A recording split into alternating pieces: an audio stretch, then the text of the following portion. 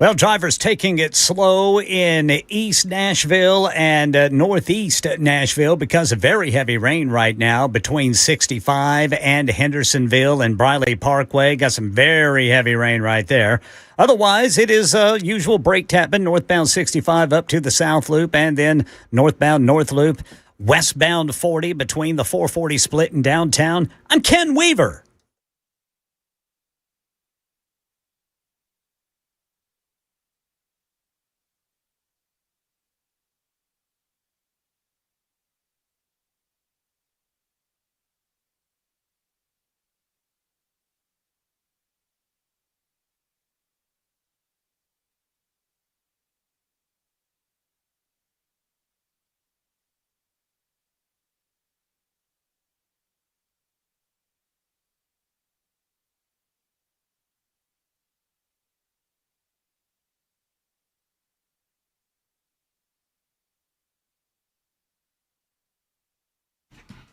Hello, boys and girls. Welcome in. It is the Matt Murphy Radio Show underway for another day. This Tuesday, July 7, in the year of our Lord 2026. We thank you for being a part of the show. Whatever time you're able to give us, we're certainly appreciative.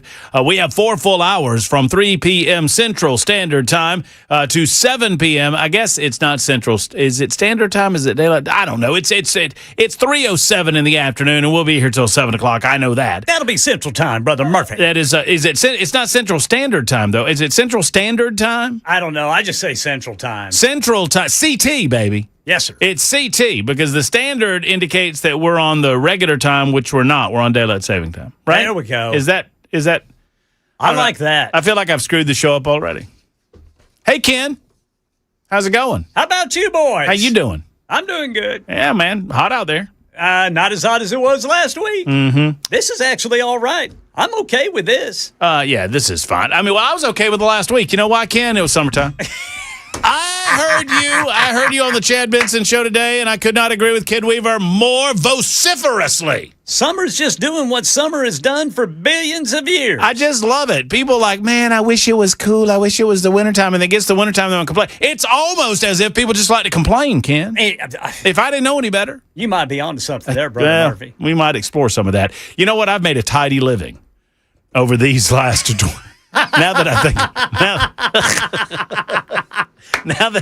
I think about it, I've made a fine living, and I thank you on the willingness and desire for people to complain about that. Yes, sir. And we got lots to complain about today too, and I'm right there in your numbers. I'm with you. I'm not against you. A lot of things to complain about today, and we'll do so and give you the opportunity to do said same at these telephone numbers, 615-737-9986, 615-737-9986. I will offer you a number of subject matters, and we'll discuss all of these subjects that I bring to the table, but you can bring anything you want to the table as well. And I absolutely love engaging on the telephone lines. Frankly, I love engaging in any format possible, whether it's super text, email, maybe you're shooting me something on social media platforms, or perhaps calling us directly on those telephone lines. We appreciate each and every one of you. 615-737-9986. Let's get you the pleasantries. I'll introduce the guy that's behind the glass, making sure that everything that comes out of our speaker sounds as good as humanly possible. He seems excited to be here. Jackson Williams. Hello, Jack. I'm going to go ahead and introduce you before I do the pleasantries. Soccer game made me mad. Oh, did it now? We're not talking about soccer anymore on the Matt Murphy Show. You know why? Because they got whooped. Because they're bad. I mean, I don't know that they're bad. I say they were certainly bad last night. I just all I know is I left you. Had they already scored? No, yeah, they scored, didn't they? Right before I left. Right before I left after the show last night, whatever the team that beat us, they scored, and then I get in the truck. I'm tooling down the old highway, and I headed over to the Sirius XM, and I pop on. I just want to see how USA's doing, and we've tied it up. I was like, ooh, very exciting. And like 8 seconds later, they scored another goal, and then off they go. So there you go. Then our goalie decided to call it a night, called it a tournament. Pretty much. Just, I'll be over here. He went exploring. We should have put that red card fella in the goal. If he was so good. All right? That's not how soccer works. What do you mean that's not how soccer works? You know how soccer... I guess you do. Would you put your quarterback in nose tackle? Sure. Depends I on would. which quarterback. Yeah, that's a fair point. Would you put Gunnar Stockton at nose tackle? Man, Gunner's tough, boy. I tell you what. He gets in there. He might be able to go maybe 1 or 2 series. Nah, linebacker maybe. Nose tackle, no. No, not nose tackle. Not nose tackle. Whatever. Would you put your right guard at safety? Whatever on that. Whatever on your goalie talk here. Whatever. Would I you mean- put your right guard at safety? What can a goalie do that one of them fast fellas that's one of those forwards? I mean, tell me the difference between a goalie and like any other player on the field. I'm being dead serious. I understand the rules. I understand they can use their hands. I'm telling you, they're not the most athletic people on the pitch, are they? No, but it's a completely different move set, Matt. Oh boy, It's not tomato, it's tomato cow. You're telling me that those other young fellows playing for the USA team couldn't get back there and play goalie? It's like algebra and geometry, both equally hard. Why are you so mad at me about it? Well, because I mean, you seem very angry. I'm over it. You know when I was over it? Immediately. I'm not over it. I don't like to lose. You know what your problem is, Jackson? You like soccer a little too much. See, I love the United States of America more than I hate soccer. And as soon as America lost, there was like I don't know about you, Ken, like there was about 8 seconds of, well, shoot. That sucks. I was asleep. So I had 4 or 8 seconds of shoot. That sucks this morning when I got it. That's good. I didn't find out. I left. I had to do a few things last evening, and I did not find out that we lost. I left the soccer game when we were losing 2-1, and I did not realize that we had lost until later on when I turned on Super Talk 99.7 WTN, and the top of the hour newscast came on, and I heard that we had lost. What was it, 4-1? And I said, "Well, that sucks." You know what it is? It's football season. Not yet. Yeah, it is. Got another month. Oh, no, man. SEC Media Days are in front of us. Come on. Hey, Jackson. You want me to make you feel better? What, did Tennessee lose another transfer? No. You want me to make you feel better? Jackson, get your finger ready on the button. I'm going to say something, and you're going to want this button at your fingertips. You ready? Jackson, the Vols are undefeated. No, we lost a transfer. And I was just talking about that, and it made me mad about that again. That's what I'm really mad about. Chaz Coleman. Oh, well, okay. Now, then play your thing and do a damn sports bit. And let's get this out of the way so we can. Oh yeah, he was seen in Norman, Oklahoma today. Ladies and gentlemen, not very often, but often enough to annoy you, occasionally the Matt Murphy radio program presents an Action Jackson Sports Minute. Yes, sir. Today, a salty Action Jackson discusses the latest on the Tennessee Damn it, I screwed it up. On the Tennessee Volunteers. Tennessee dismissed transfer edge Chaz Coleman like a week and a half ago Dismissed him. Why did they dismiss him? because he was not showing up to anything. He left in the middle of spring practice and never came back. Yeah, you didn't want him anyway. He was a 5-star. Ah, He's a cancer. everything looks good on paper, Brother Jackson. It happens every year. We lost Boo Carter to this same type of stuff. Nico. Boo Carter was pretty good. I feel like he was a cancer on the program. Y'all are better And off the USA without. lost. Everything's terrible. That's my sports update. Give me a back to you, Matt. Can you give me that? Back to you. You got to personalize it. Come on. No, Oh, you want me to personalize it? Is this really bothering you that much about the soccer thing? I think it is. I It's think it is mainly too. it's combination of Tennessee, it's USA, everything. I'm immediately back to not giving a rip, and thankfully you don't have to hear. I mean, I guess you do on Chad's show a little bit. Yeah, 'cause- Brother Chad, he's going to keep talking about that soccer. Is he? Yeah, is he? Okay, well, Good for Chad. I don't know. I don't know who in the hell. I'm not gonna. I love Chad to death. I don't know who in the hell would want to hear about frickin' Angola once the USA is out of the tournament. I have no idea who would want to. I mean, I guess soccer purists. Okay, whatever. The four of you out there can enjoy your soccer talk. It's probably going to be France and Belgium playing for it all. Belgium, I imagine they're pretty good. I have no idea. They whipped us. Yeah, I mean, I don't know enough about soccer to understand what happened, and I frankly missed half the game. So there you have that. And apparently after they beat us, they did the Trump dance.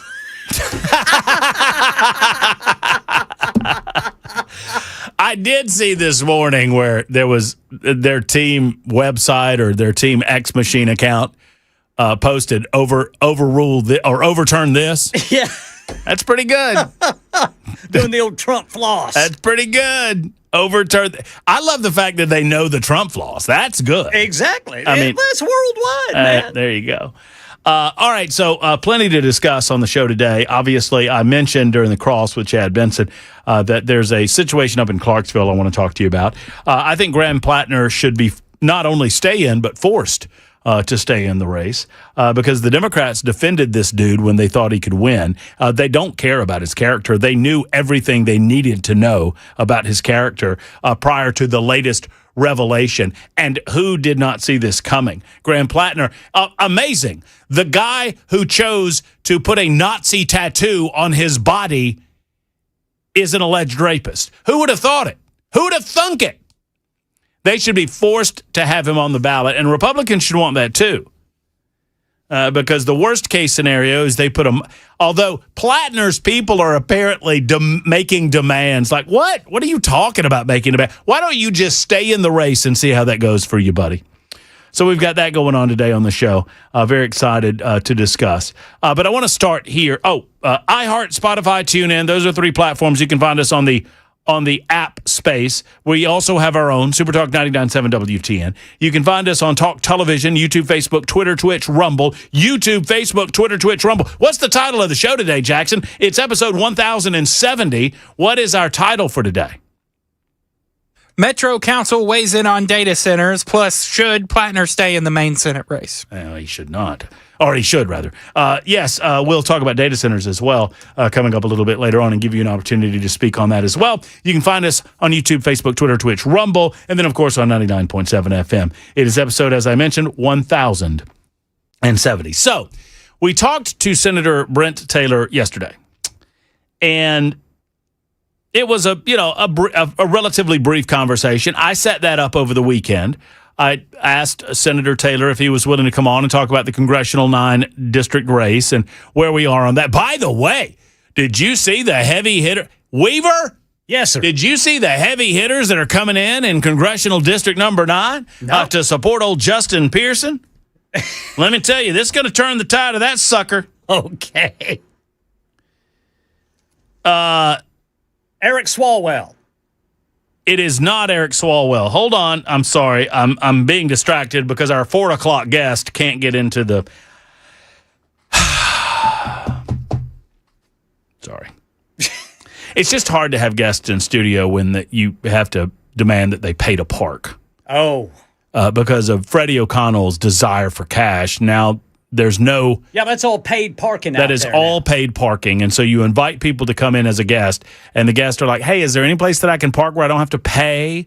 And I feel like an ass when I tell them, no, you have to pay to park. Sorry. Anyway. What was I saying? Oh, Justin Pearson. Yeah, the heavy hitters. He's brought in. Hold on, I had it on my. You can find me on the Matt Murphy Show X Machine page at Matt Murphy Show at Matt Murphy Show. Follow, like me, you'll enjoy. July 17th, Ken. Justin Pearson says he is honored to have the support of some of the most powerful champions in the U.S. Congress. Here we go. AOC's coming to town, buddy. AOC. What about Ayanna Pressley? And Summer Lee. Never heard of that one. I don't know. Summer Lee is running in Pennsylvania or is serving in Pennsylvania. Oh, she's representing Pennsylvania 12. She, her, it says on her Twitter page. So, yeah, AOC's coming to the state of Tennessee. That'll get them. Especially outside of Memphis. That'll get them. Yeah, so let's see. I cannot wait to welcome them to my hometown. So I guess they're going to New Direction Church, Winchester Road. I suppose that's in Memphis, but yeah, let's see how that plays in the rest of the congressional district. I was getting ready to say. That's just no good. Good luck with that, Justin Pearson, as we prepare for the congressional district number 9 race. But anyway, we had Brent Taylor on yesterday, and he spent about 10 minutes with us, and I thought he was going to be at this forum in Lawrenceburg. There was a District 9 political forum. It's my understanding that the other candidates were there. Jeremy Thompson was there. The woman from Memphis, and I forget her name, and I apologize. No disrespect intended. I just can't remember it. And then Todd Warner, our good buddy, Todd Warner. So Brent Taylor was on the show with us for about 10 minutes from, I guess, his stomping ground over in Memphis. I originally said, hey, you're going to be in Lawrenceburg. And he said, no, I can't be there tonight. I've got a sinus infection. I'm on medication. I decided to, try to get over this, so I'm not going to be there tonight. And then we went on to have a 10-minute conversation. It's my understanding from people who were there at the facility in Lawrenceburg that Todd Warner didn't like that all too much. He was listening to the radio show, heard Brent Taylor on, and was proclaiming to anybody that would listen to him, oh, Brent Taylor, he was suggesting that he sounded fine on the radio because Brent Taylor said he was sick. Diagnosing him over the radio, suggesting that Brent Taylor, I guess he was suggesting that Brent Taylor really wasn't sick or whatever. I just find it fascinating, and I bring this up. Todd Warner apparently was running around suggesting that Brent Taylor was on a radio show and wouldn't appear to forum. Todd Warner will not call me back. Todd Warner will not come on this radio show because I challenged the veracity of comments that he made to Phil Williams, the cowardly Phil Williams of News Channel 5, regarding a conversation that he personally recorded and then lied about it on our radio show. And now he won't come back on the radio show because I called him out on that. So, Todd, you can start yapping as soon as you come back on the show, and you're welcome anytime, buddy. 615-737-9986. I'd love to have you. And I got nothing but love for you. I've never met Todd Warner in my life. I've spoken to him on the telephone. We can talk about fun in the General Assembly and, your good buddies over there and folks you enjoy having in your office. All of those things. We can talk about your little pond you're building in your backyard. Some people are very mean-spirited and they refer to it as a frickin' gravel pit. But whatever, man. Just a little blasting amongst friends. Who'd that ever hurt? Anyway, so Todd, you come on the show anytime. We'd love to have you. It's 23 after the hour. This is Super Talk 99.7 WTN.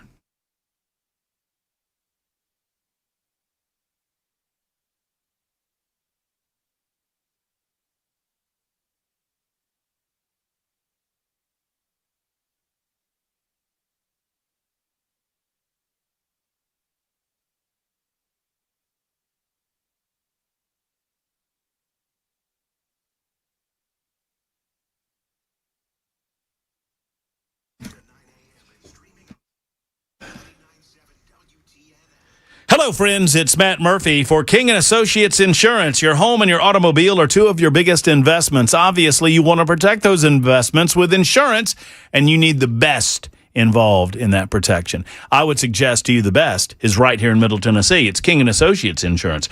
I love King & Associates for a number of reasons. The first and foremost is that they don't work for anybody but you. They don't work for the big insurance companies. They work for you. You're their client. You are their relationship, nobody else. So they go out and they use their level of expertise to find policies that actually make sense for you. Personalized service, honest advice, never any pushy salespeople. They make it simple. They did this for me and my family. They can do it for your family as well.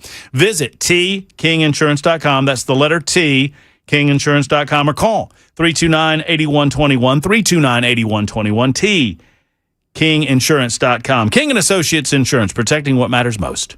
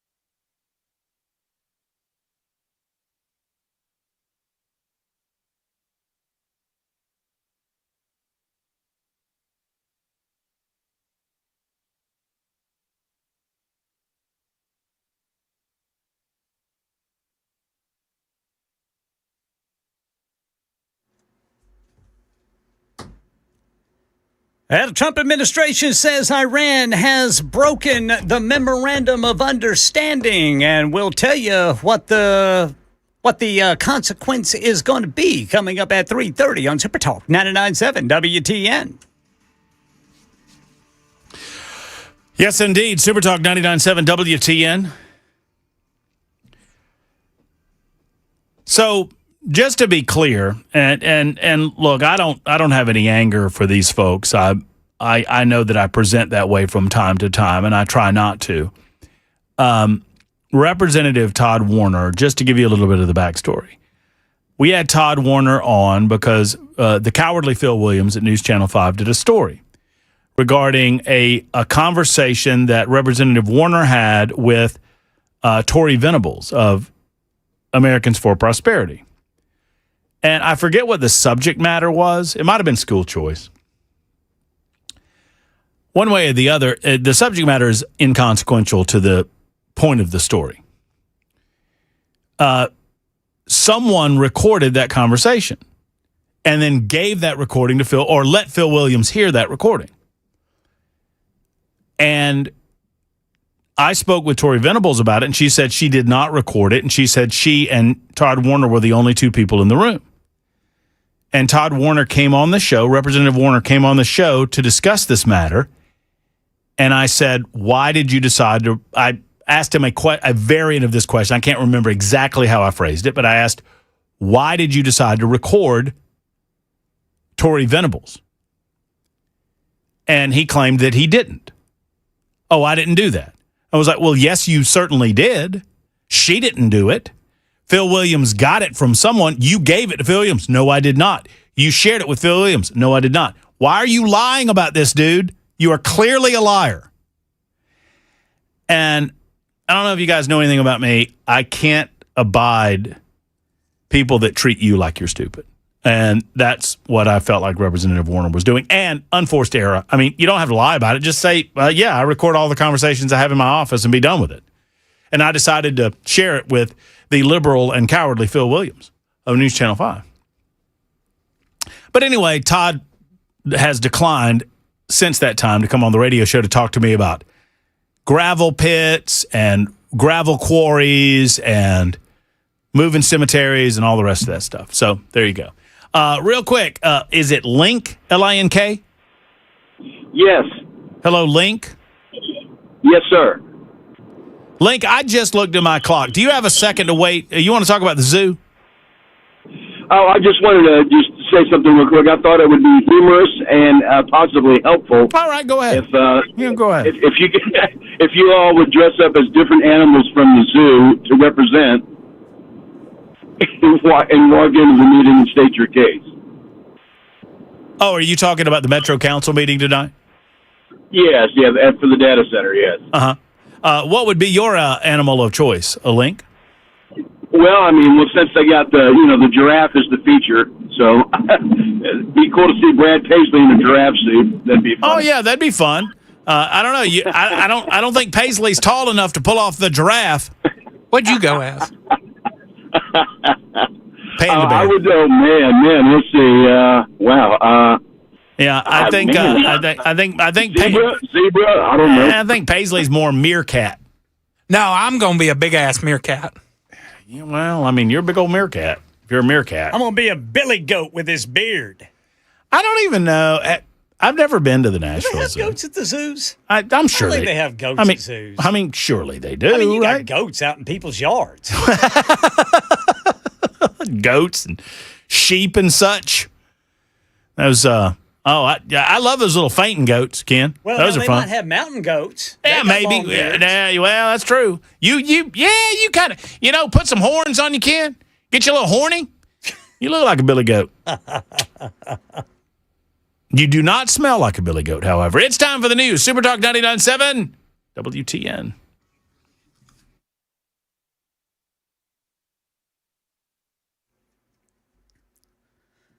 Tennessee voters need to be registered by today to participate in the August 6th state primary election. You can go online, you can do it by mail or through your local election commission before today's deadline.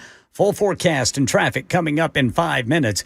We got some breaking news on the Iran situation. The U.S. is revoking the license that had allowed Iran to sell oil under the Memorandum of Understanding after what the Trump administration claims were attacks on the Strait of Hormuz. Even Saudi Arabia and Qatar are condemning these alleged Iranian attacks on tankers in the strait.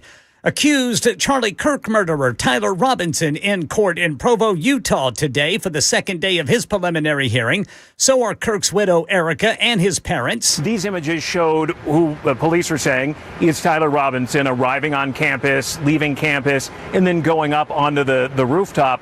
And Erica Kirk and other family members, when the image goes up onto the rooftop to presumably commit the murder, that they left at that time. But even earlier in the video, Erica Kirk was dabbing tears away. His parents, Charlie Kirk's parents, they were crying as well. Here in Nashville, the debate over data centers goes before the Metro Council tonight. City leaders expect a large crowd. Channel 4's Joylyn Bukovac on how the hearing will be managed. Metro Council is doing something different for today's meeting, and that's just because they're expecting so many people to come out and speak out about data centers. Anyone who wants to address the council on either of the two data center bills will need a free speaker ticket. So you can pick up one of those starting at 5 o'clock this afternoon upstairs in the second floor of the historic Metro Courthouse. Those tickets are unlimited, but they will determine the order that speakers are called. Yeah, so the council doors are going to open at 5:30. The meeting starts at 6:30, and all speakers are going to be limited to 2 minutes. That's the latest news. Traffic and weather next. I'm Ken Weaver, WTN News.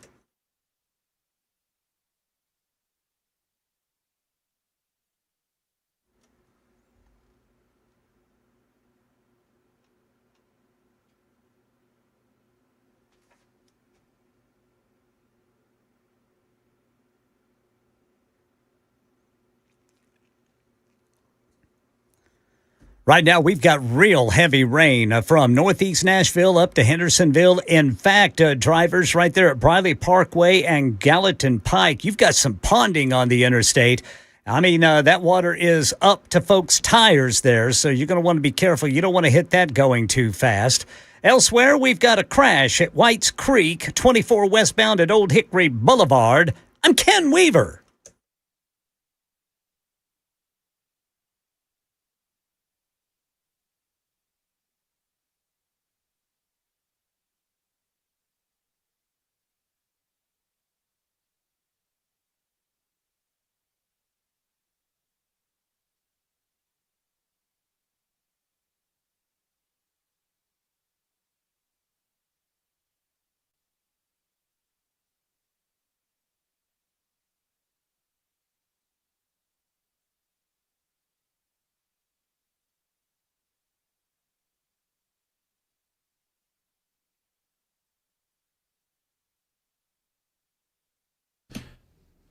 Hello, friends. My name is Matt Murphy, and I want to talk to you about your health for just a moment. I hope you're doing fine. I hope you're feeling good. But if you're not feeling good, if you're a little bit under the weather, might I recommend Grace Point Healthcare? We call them modern medicine delivered the old-fashioned way, and it's true. Grace Point Healthcare is a direct pay primary care provider. That means a number of things. Number one, they treat newborns to seniors. They treat every member of your family, and they do it well. They're located right in the middle of Franklin, in the heart of Franklin, but really worth the drive from anywhere within the sound of my voice. And that's where the direct pay part of this comes in. Because you pay Grace Point Healthcare, and then you can file with your insurance company for reimbursement. But that's kind of a side note. Because if you enroll in the Smart Care plan, which you can pay through your HSA, your health savings account, thank you to the big, beautiful bill, then you don't have to worry about paying for office visits throughout the course of the year. You pay a monthly flat rate, and you can go as many times as you need to go. That's what it's all about. Plus, they cover basic labs and diagnostics as well. There's never any long wait times at Grace Point Healthcare. They just do things differently at Grace Point Healthcare, which is such a refreshing change to kind of the churn and burn, the cattle procedures that seem to exist at some of these other places. I'm just calling it like I see it, folks. Grace Point treats their customers, their patients differently. And you'll experience it from the first moment you make the call. 599-6868. 599-6868. Modern medicine delivered the old-fashioned way.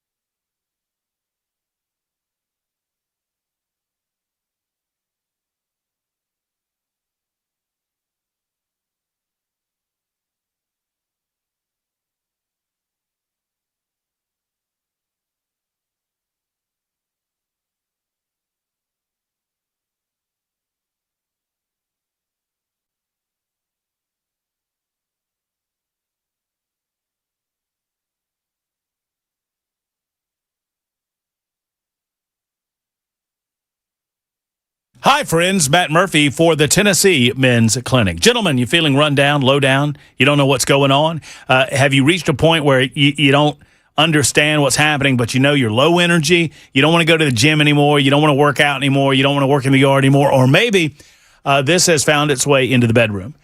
Sadly, it is a state of affairs that most men have to deal with at some point in their lives. And if you're finding yourself in the midst of this, there is relief. There is a solution. It's called the Tennessee Men's Clinic. The Tennessee Men's Clinic is your one-stop shop for all things men's health care, particularly your sexual health. Guys, it matters. Romance in your relationships matter. Intimacy matters, and the Tennessee Men's Clinic can help. And it takes a telephone call, and the biggest complaint that they get from the Tennessee Men's Clinic, the biggest complaint that I hear from folks who listen to the Matt Murphy Show is, man, I wish I'd done this sooner. 4 locations to serve you, and I've got a telephone number for each of those locations. Same number for all 4 locations. There's one in Cool Springs and Midtown. Clarksville is up north, and now the brand new spot in Murfreesboro to help you fellas in that part of the world. 615-208-9090, 208-9090, online at TennesseeMen'sClinic.com.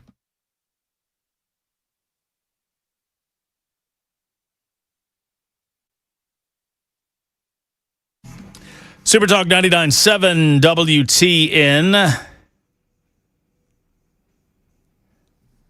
Matt Murphy and the Matt Murphy Radio Show, 41 minutes after the hour. Big meeting in the Metro Council chambers tonight regarding data centers. Now, it's a standard meeting, so they're going to be covering a lot of other things, but they'll be covering data centers as well.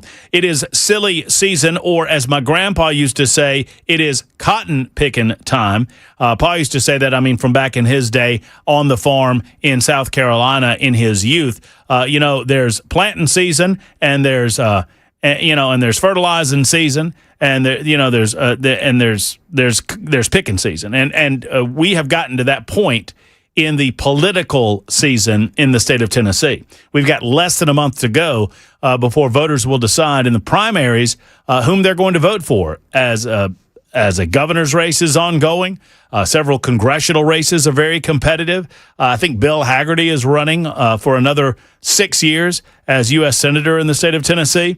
All of these folks will be on the ballot on August 6th. Many of you might be voting early, and I think early voting starts 10 days from today. There you go, Ken Weaver. July 17th, early voting starts. We'll talk with our good friend Debbie Matthews from Columbia, Tennessee, about all of these matters coming up in the 4 o'clock hour on Super Talk 99.7 WTN. But apparently, Scott Jennings, who is Jennings, you see Jennings all the time on CNN. He's an absolute delight. I think he has his own talk show now. I think it's a podcast. But Scott Jennings was, at one time in his political life, a part of the staff of Senator Mitch McConnell, if I'm not mistaken. I don't really I guess I should look that up. But Jennings and several members of the Senate GOP are now saying that they have spoken to Mitch McConnell in the hospital. So this goes against a report that we shared last night with you that Mitch McConnell was reportedly in the hospital, in ICU, on some sort of life support. The direct quote that was attributed to multiple sources from last evening was that Mitch McConnell was, quote, brain dead, end quote. Now, it apparently is not the case, as several GOP leaders have indicated that they have spoken to McConnell in the hospital for what it is worth. I wish McConnell and his family the best, particularly his family. I wish him well. I wish him rest. I wish him peace in the latter stages, in the winter season of his life. I also wish that he would, I guess I can't say that because Andy Beshears is the governor of the state of Kentucky. I don't know how appointment would go in the state of Kentucky. I would assume that it would fall to the governor. And I would assume that Andy Beshears, if McConnell could no longer serve, and, say what you will, McConnell is a burr in the saddle of MAGA. He's a burr in the saddle of advancing the Trump agenda and has been for some time. I'm very, very frustrated, and we've spoken about this many, many times, about how he has dealt with the Save America Act. McConnell, one of the four, along with Collins, Murkowski, Tillis, and McConnell. I think those are the four that refused to move on the Save America Act, which is ironic because here we are defending Susan Collins in Maine against the advance of the Nazi-accused rapist, Graham Platner, and there she is. But apparently McConnell is cogent enough to hold a telephone conversation. And apparently his hospitalization has been going on for about 3 weeks now. The office is refusing to say what led to the hospitalization, but he has been in consult with Scott Jennings, and Jennings says that, he seems fine. And he's speaking on that matter publicly to include a conversation that he just had with CNN. I'll share some of that with you coming up in just a couple of minutes as the news breaks on Super Talk 99.7 WTN. In the meantime, most Democrats are fleeing the sinking ship that is Graham Platner. I frankly believe that Graham Platner should be, I hope he stays in the race. Number one, because on balance, as much as I disagree with Susan Collins, on balance, Susan Collins is a sight better than someone like this fella. And number two, the Democrats, you lay down with dogs, you pick up the fleas, and you did this to yourself. You made this bed yourself, and you should be forced to sleep in it now that you have made it. How much did we need to know about Graham Platner to realize that there was more to know about Graham Platner in terms of his past? And my goodness gracious, it was not a month ago, in the aftermath of the New York Times, of all publications, reporting that there was a credible report of sexual misconduct. Oh, but they dismissed that. Oh, that's a Republican. She's a Republican saying sexual misconduct, so that shouldn't count. So you got Nazi tattoo. You've got reports of Graham Platner saying that he pleasured himself in porta potties. You've got all of these other reports of just some of the lowest of the low with regard to his Reddit account. Oh, and then there's this, I don't even know what it's called, Kick, K-I-K, that Kick account that he had, which is just a haven for pedophiles that are lurking in the shadows, attempting to exploit our youngsters. I'm not saying that Graham Platner was doing that, but he sure as hell was on a place where other people were. And then, of course, what we thought was the tipping point was the accusation of sexual impropriety. Well, it wasn't the tipping point because it came from a Republican. Oh, and you can't trust those Republicans.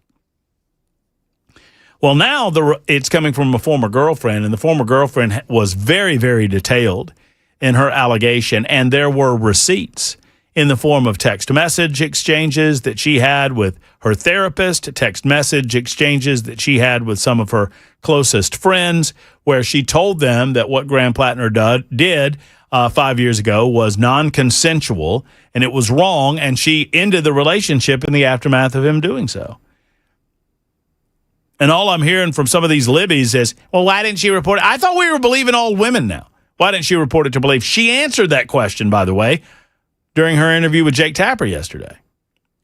But sadly, there are plenty that defended him then, and I guess they're going to continue to defend him now. This is a month ago from The View, where Sonny Hostin said, she's a woman of high character, and as a woman of high character, if she lived in Maine, well, I'll let her tell you what Republicans at this point can ask us to take the moral high ground. There you go. That is over at this point. That's right. That is over. It's a choice. I am sorry. Democrats have always fallen in love, and Republicans have always fallen in line. It's time for Democrats to stop that nonsense, put emotions on the side. Let's be strategic. Let's get some power. Yes. Let's take over the Senate. Yes. Let's take over the House, and let's right the ship. Let's get our country back. I am sorry. I am someone that believes in character. I am someone that believes that morals matter. But because of the state of this country, if I lived in Maine, I would hold my nose and I would vote for Platner. Republicans. Okay, so she said that a month ago. What's she saying now? She's still saying that? It was less than a month ago that Senator Bernie Sanders, said that he's going to do everything in his power to get Graham Platner elected as the next senator from Maine. That he would do everything in his power. Well, just this morning, Bernie Sanders came out and said, "Well, I have spoken with Graham Platner, and I've asked him to step aside." That's awful. That's horrible. I don't even know why I tried it. Every once in a while, I can hit it, but that was not one of those times. It was just bad. So Bernie says that he's now asking him to step aside. In the meantime, Connecticut Senator Chris Murphy has scrubbed his X account of all mentions of Graham Platner. I guess he hopes that no one will remember that he was a diehard early supporter of Graham Platner. Leftists do not care what this man did. They care about winning. Graham Platner's campaign strategist, Morris Katz, apparently as late as this afternoon, 12:40 Central Time, was recommending to Graham Platner that he stayed in the race, that he stay in the race. Okay. Mika Brzezinski this morning on Morning Joe on what used to be MSNBC, I suppose they call themselves MS now, said that she didn't necessarily believe I'm paraphrasing, but her indication was that she needs to see evidence. That what type of evidence did you guys over at Politico get to uncover this story? She wants to see some evidence. Well, you have the woman that was there providing real eyewitness testimony to the events that happened between her and Graham Platner. Is that not evidence enough for you? Apparently not for Mika Brzezinski. And then there's Jon Favreau, star of Stage and Screen. No.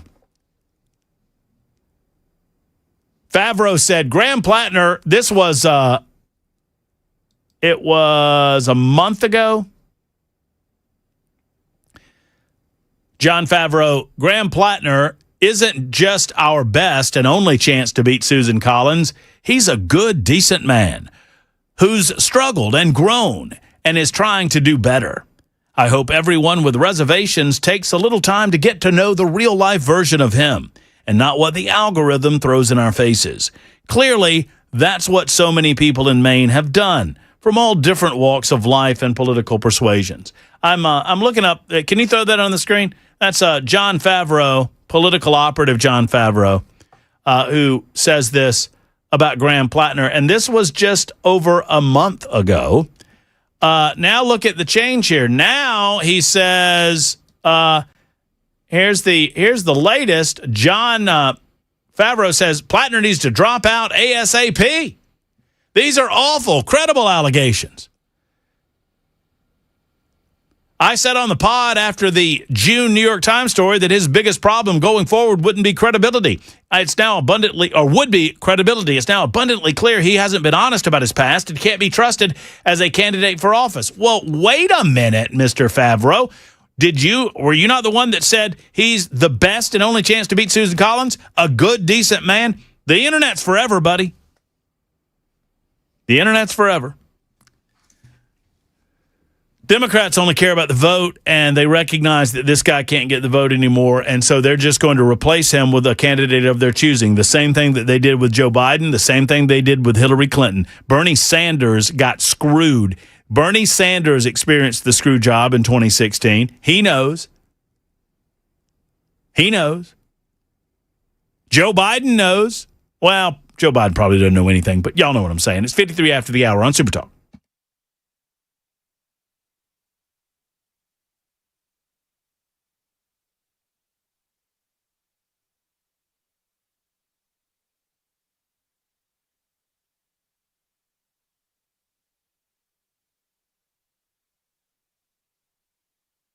Hi, friends. Matt Murphy here for U.S. Pest. J.K. and Erica Brister simply are the best at what they do. What do? They protect you. They protect your home. They protect your property. They protect your family. They protect your pets from a pest invasion that is sure to come without this level of protection that they provide. I'm sad to report to you that Tennessee bugs, they don't quit.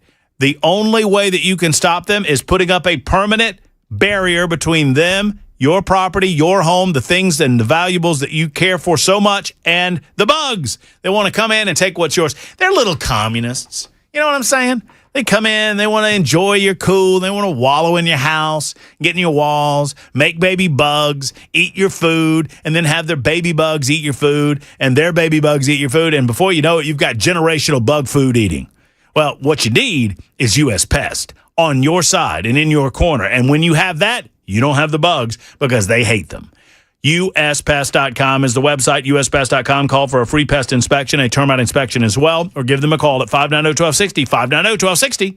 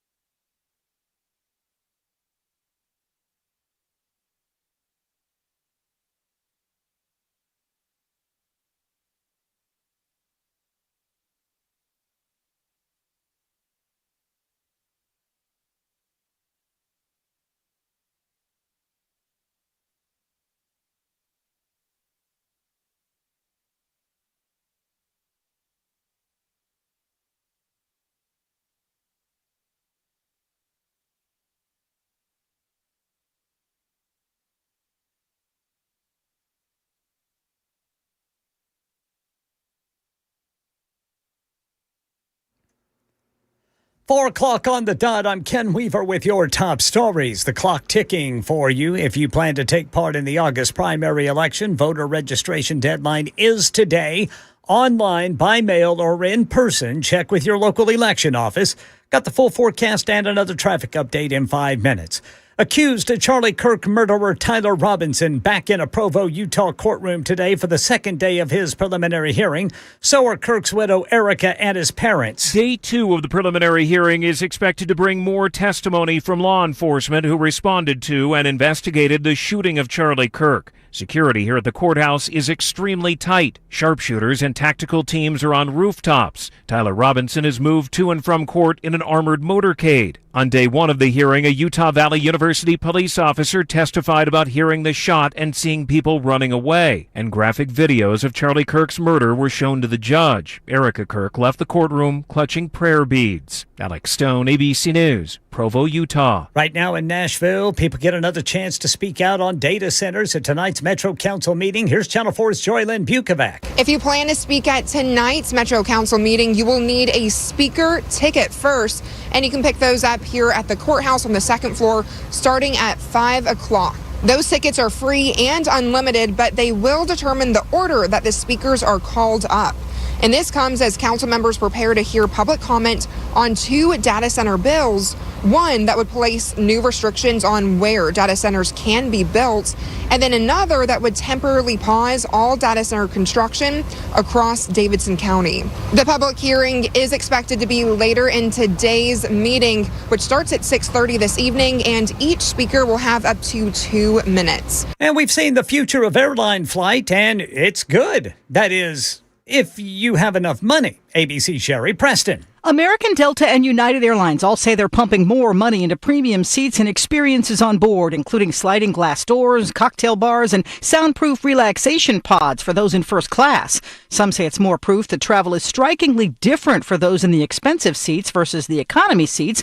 Delta CEO Ed Bastain telling a recent podcast, "We can't win by providing the cheapest seats. We win by providing the best." Well, Tilly Norwood would fly premium if she was real.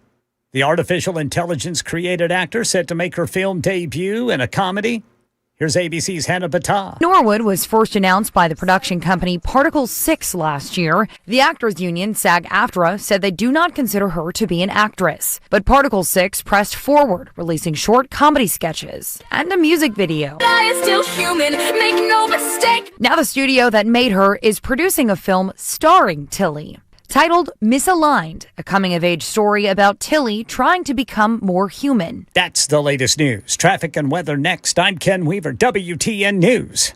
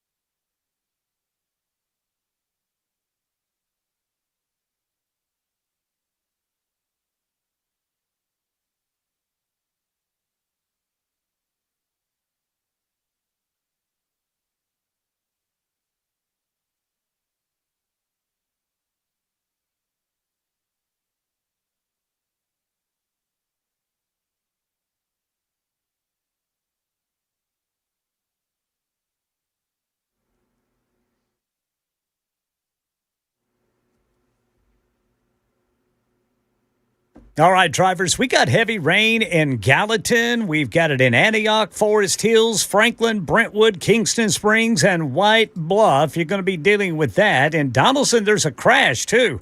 Briley Parkway southbound at Lebanon Pike. Whites Creek, a crash. 24 westbound at Old Hickory Boulevard. Creve Hall, a crash. On-ramp partially blocked. 65 southbound on-ramp from Harding Place. Hermitage, Briley Parkway northbound before Two Rivers. Hermitage, Central Pike west of Brandow Road. Kingston Springs, 40 westbound there at exit 188. And in Murfreesboro, a crash. 24 eastbound at Old Fort Parkway. I'm Ken Weaver.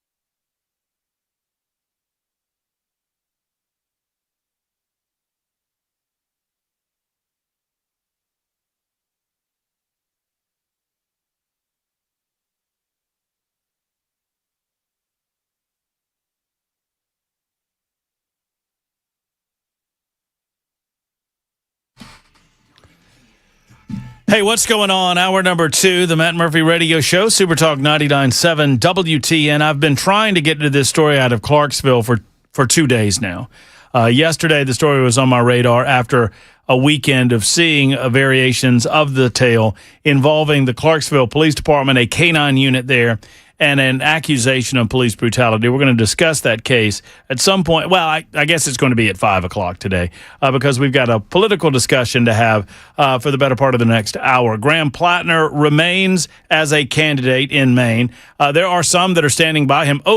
Noted lefty author Stephen King has decided to stick by Graham Platner publicly, saying, hey, there's all kind of skeletons and all kind of closets in Washington, D.C., Graham Platner may drop out. I hope he doesn't, said King. Meanwhile, the abuser-in-chief just keeps on keeping on.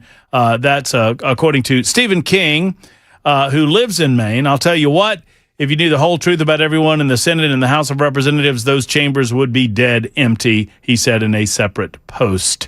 Let him without sin cast the first stone. Well, you know what? The Lord might look at sin in one way, but we on earth look at different sins a little bit differently. And rape, and a credible accusation of a forcible rape, is a hell of a lot of a different. There's a big difference between that and some other sins. But we'll continue that discussion with our next guest. Perhaps she has a thought or two about all of these things. Her name is Debbie Matthews. She's my good friend. I used to call her my good Republican friend, but Scott Golden says I can't say that anymore. I know. I wish they'd quit sending me, hey, give us money, give us money, give us money. Not that I wouldn't give them money. I gave Tim Burchett my refund when they kicked me off the ballot.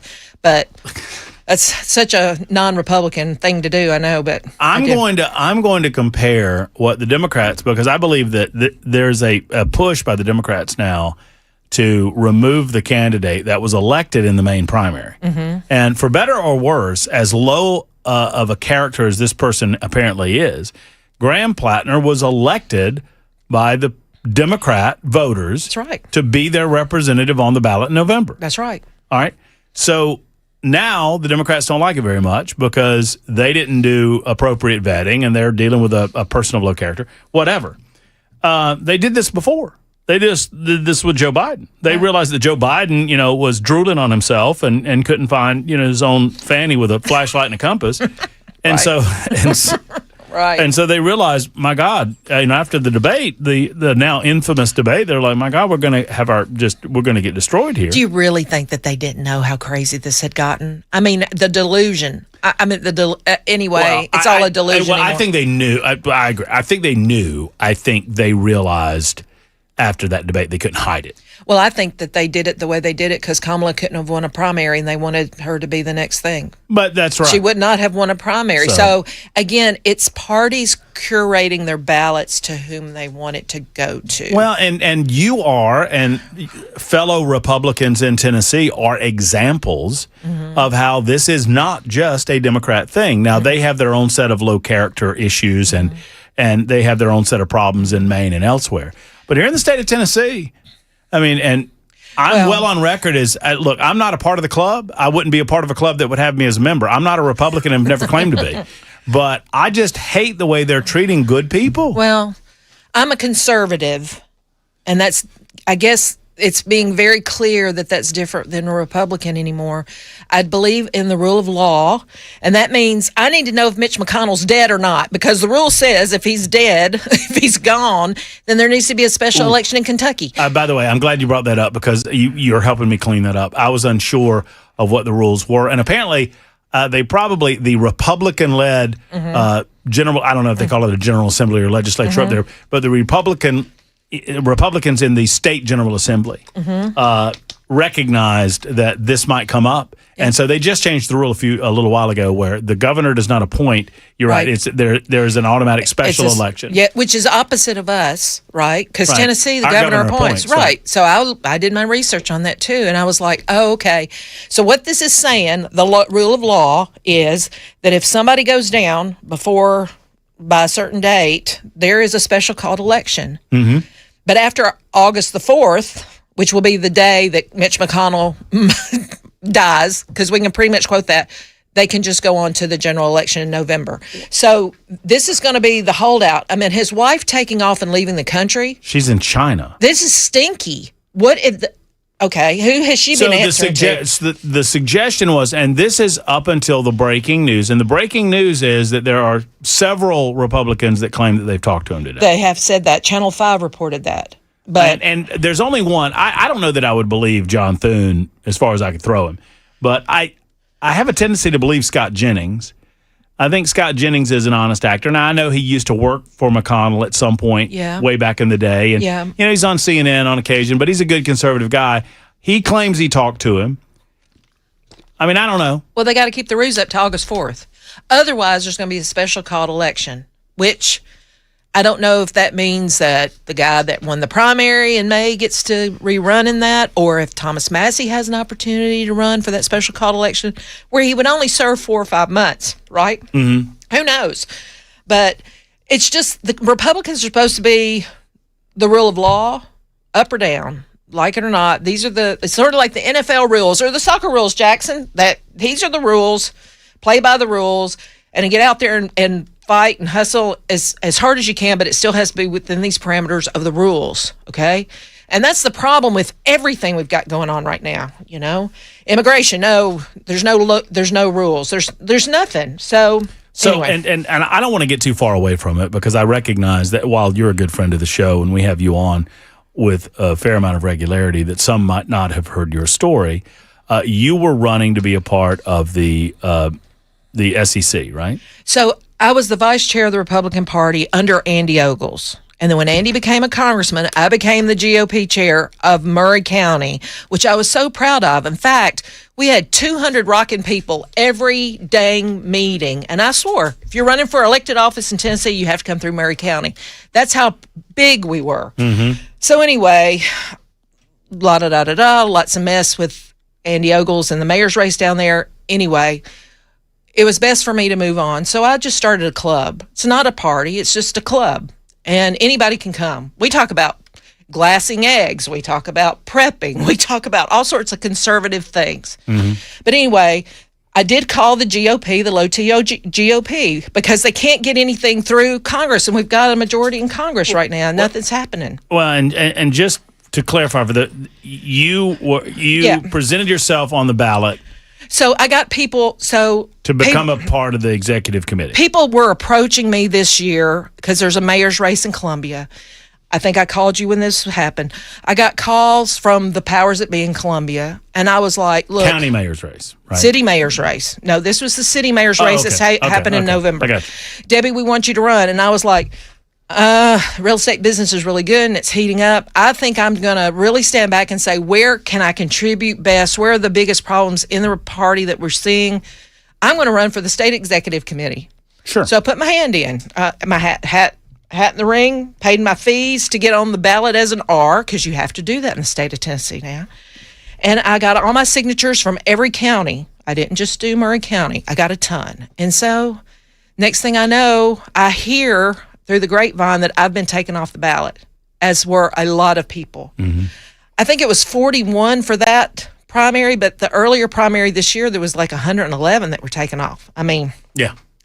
And I had, I've attended Reagan dinners, I've paid, I've done all of this stuff.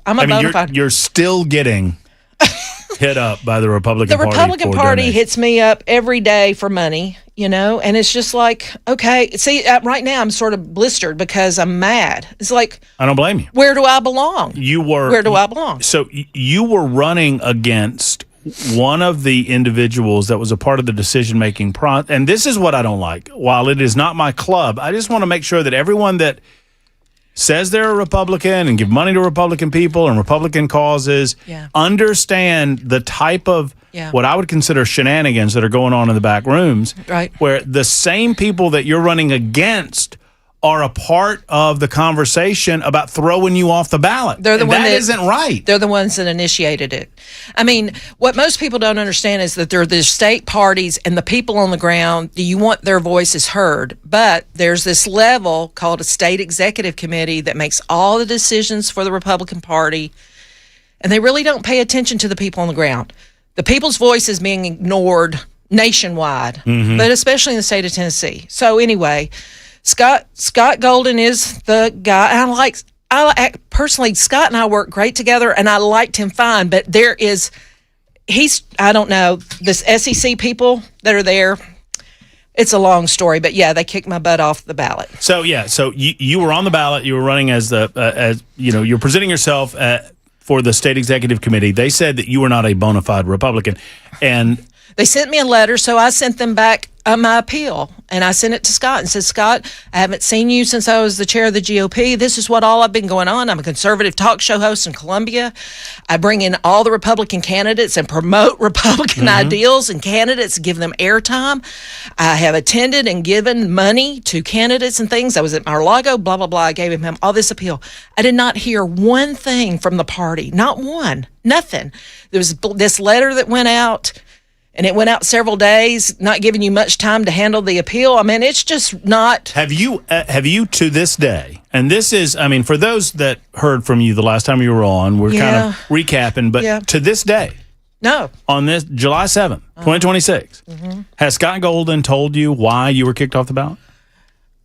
No, no one's told me. And I heard that Chris Morris, who is the male, see, there's a SEC woman and a SEC male, and Chris Morris does not like me. He's mad at me, and he's told people that's the reason that he appealed my candidacies, because he doesn't like me. And it's like, anybody apologize, right? If you run for a political office at any time, you're going to have enemies. Period. But you know how Chris Morris got the position in the first place was a little dirty, because he skirted around people trying to run against Angie, so Angie gets reappointed, and she appoints Chris Morris to his position. He appoints it.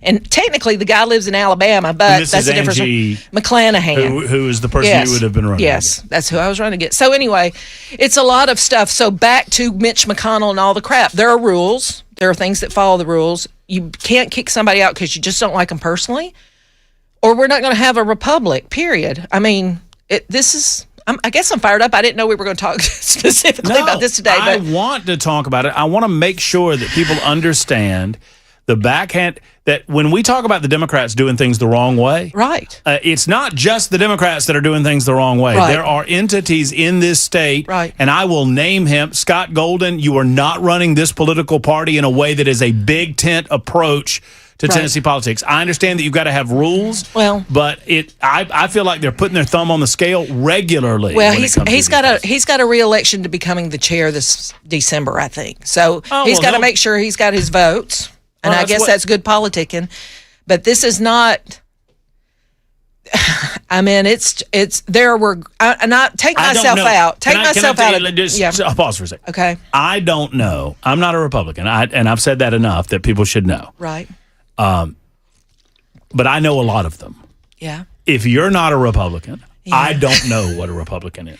Well, I appreciate that because being a Republican and a speaker or defender of the Republic is a big deal to me. And getting somebody's vote is a big deal to me, and making things better is a big deal to me. And I thought I could make it better. And now I don't, it's the thing is, if I ran with Angie on the ground and she beat my butt and I lost, hey, the people have spoken, right? But to kick me out so you don't have to run against me is like... That's what disturbs me. Well, yeah. So anyway, there's, it's corruption. We're finding corruption everywhere, right? I mean, Medicare, Medicaid, voting. Do you think it's really because you called them low T GOP? I called them the low T GOP. I should really put that on T-shirts. Are they the low T GOP? They are the low T GOP because they can't get anything done. I mean, Murray County is having a caucus because we can't get closed primaries in the state of Tennessee because you've got Republican reps or senators that will not vote to close the primary. I mean, there are things that really need to get done. So Murray County was one of the first counties, if not the first, that did a local caucus. So Republicans are appointing who's going to be their candidates. We want Republicans choosing Republicans instead of people crossing the line and voting for the weaker candidate. But what happens is when you have caucuses, all your military guys, all your people that are overseas can't participate in that. And that's not fair either, I am anti-caucus, pro-closed primary, even though, and I've said this repeatedly, y'all know that I would not register as a Republican if they close the primaries. I would no longer vote in primaries if they close the primaries. I'm still in favor of closed primaries because but if they do that, I want them to open up avenues by which third-party candidates can get on the ballot. Let me say this. In Murray County, the ex-executive committee of the Democratic Party has crossed so many times to vote in a Republican primary that they are now bona fide but per their votes. So if they go in and get on the ballot, they could sneak in because it looks like they voted in a bunch of Republican primaries. Mm-hmm. That's what's happening because we won't close the primaries. But we've been asking for it for years, and I fought to keep them from charging fees for people to get on the ballot. I mean, why does somebody have to pay money to get on the ballot as an R? It goes straight into the Republican Party coffers. Probably is not going to be sent back. I mean, that's a lot of money. I think it's $10,000 to run for governor just to get on the ballot. So think about how many people that's eliminating. And Andy Ogles was chair when this was going down. And I sat under him and I said, Mr. Smith goes to Washington will never be again. And he goes, well, it just cuts out all the stupid people that don't want to, that want to get on the ballot and they just take up space. And it's like, okay, I guess that's not the right way to do that. I mean, it's just, anyway, I have very strong opinion about it because I'm protecting the Republic. That's how I feel about it. We're here to stand well, in up the and aftermath. I mean, it's a very important conversation, especially this time of year. We're commemorating the 250th birthday of the United States of America, and for a variety of reasons, I'm concerned about America surviving another 250. Let me tell you what's really concerning me right now. Besides, I've got the parasite, Ken Weaver, I think. I've got the berry parasite. Oh, my Lord. I got tummy troubles. But I am I don't think that you can run for governor and not be a part of a debate. Sorry, you want to run for governor, you have to be a part of the political discourse of so many debates in each grand section of the state of Tennessee. You cannot get around that. Marsha Blackburn, you can hold your own with anybody. You should be debating Monty Fritz and John Rose. John Rose, you've been hiding under Marsha's skirts for I don't know how long saying, I'm just going to wait on Marsha and see what Marsha does. Have a sack and get out there and debate Monty Fritz. I dare you. It's time for the people of this state to be treated as if their vote mattered instead of hiding all the time. They're going to keep doing it until we stop them. Listen, Brent Taylor is a fine person, I'm sure. He's buried everybody in Memphis, but he missed that debate last night, and this is a very short window. But he's been automatically ordained by the state party that this is the guy. Now, 35% of District 9, because I'm in this district, comes out of Memphis. Okay, so Murray County has 4% of the vote. Are we really going to be able to override Brett Taylor? Probably not. But the way he did this and then immediately got the endorsements of Marcia and Bill Haggerty, it was like, I feel sorry for these. There was a plan in place. There's no question That's about right. that. Hold your thought Okay. real quick. 24 after the hour. Super Talk 99.7. Debbie Matthews is all fired up. Matt Murphy's with you as well. Jackson Williams remains subdued, I feel like you're subdued today, Jackson. Yeah, I think you're in a state of mourning. Well, He is, Debbie. He had his rant earlier on Tennessee, and it was great, by the way. Thank you. Yeah, it was good. Okay. All right. Well, I mean, if you need a hug in there, let us know. I'm good for now. He's awful Ken's got pretty. me. Yeah. 25 after the hour on Super Talk.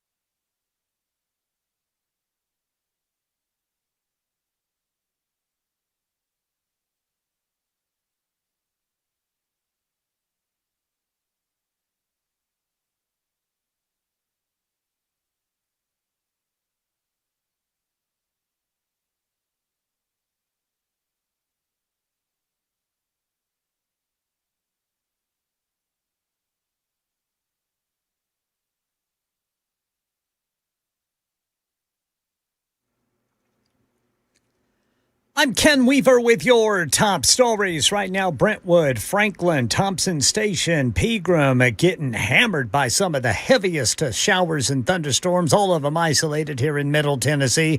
Nothing severe, just some very heavy rain. Got the full forecast and traffic coming up in 5 minutes. Reports say the U.S. has launched new strikes on Iran. There were reports of several explosions in a southern Iranian port city. It comes after the U.S. revoked the license that authorized the sale of Iran oil under the Memorandum of Understanding following tanker attacks in the Strait of Hormuz.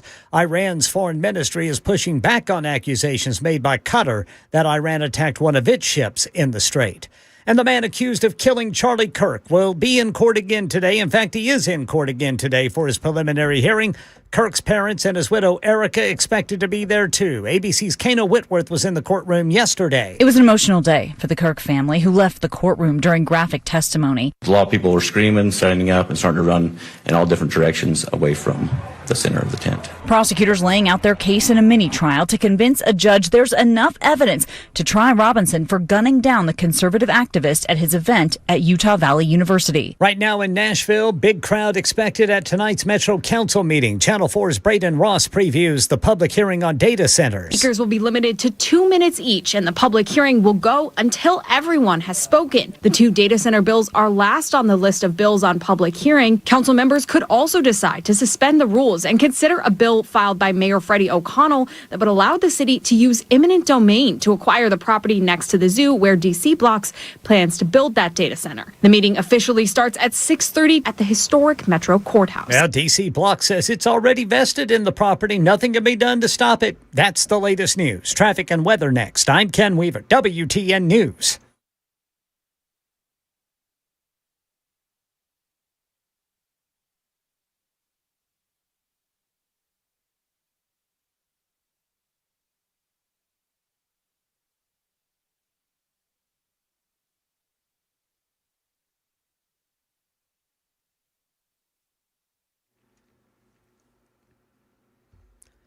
Boy, some of that heavy rain making for some big time stop and go brake tapping. It looks like southbound 65, either side of 440. You've got crashes to contend with, too. Briley Parkway southbound at Lebanon Pike, Dickerson Pike south of Skyline Ridge in Madison. Then you've got 40 westbound in Kingston Springs. That's going to be exit 188. And in Murfreesboro, a crash, 24 eastbound at Old Fort Parkway. I'm Ken Weaver.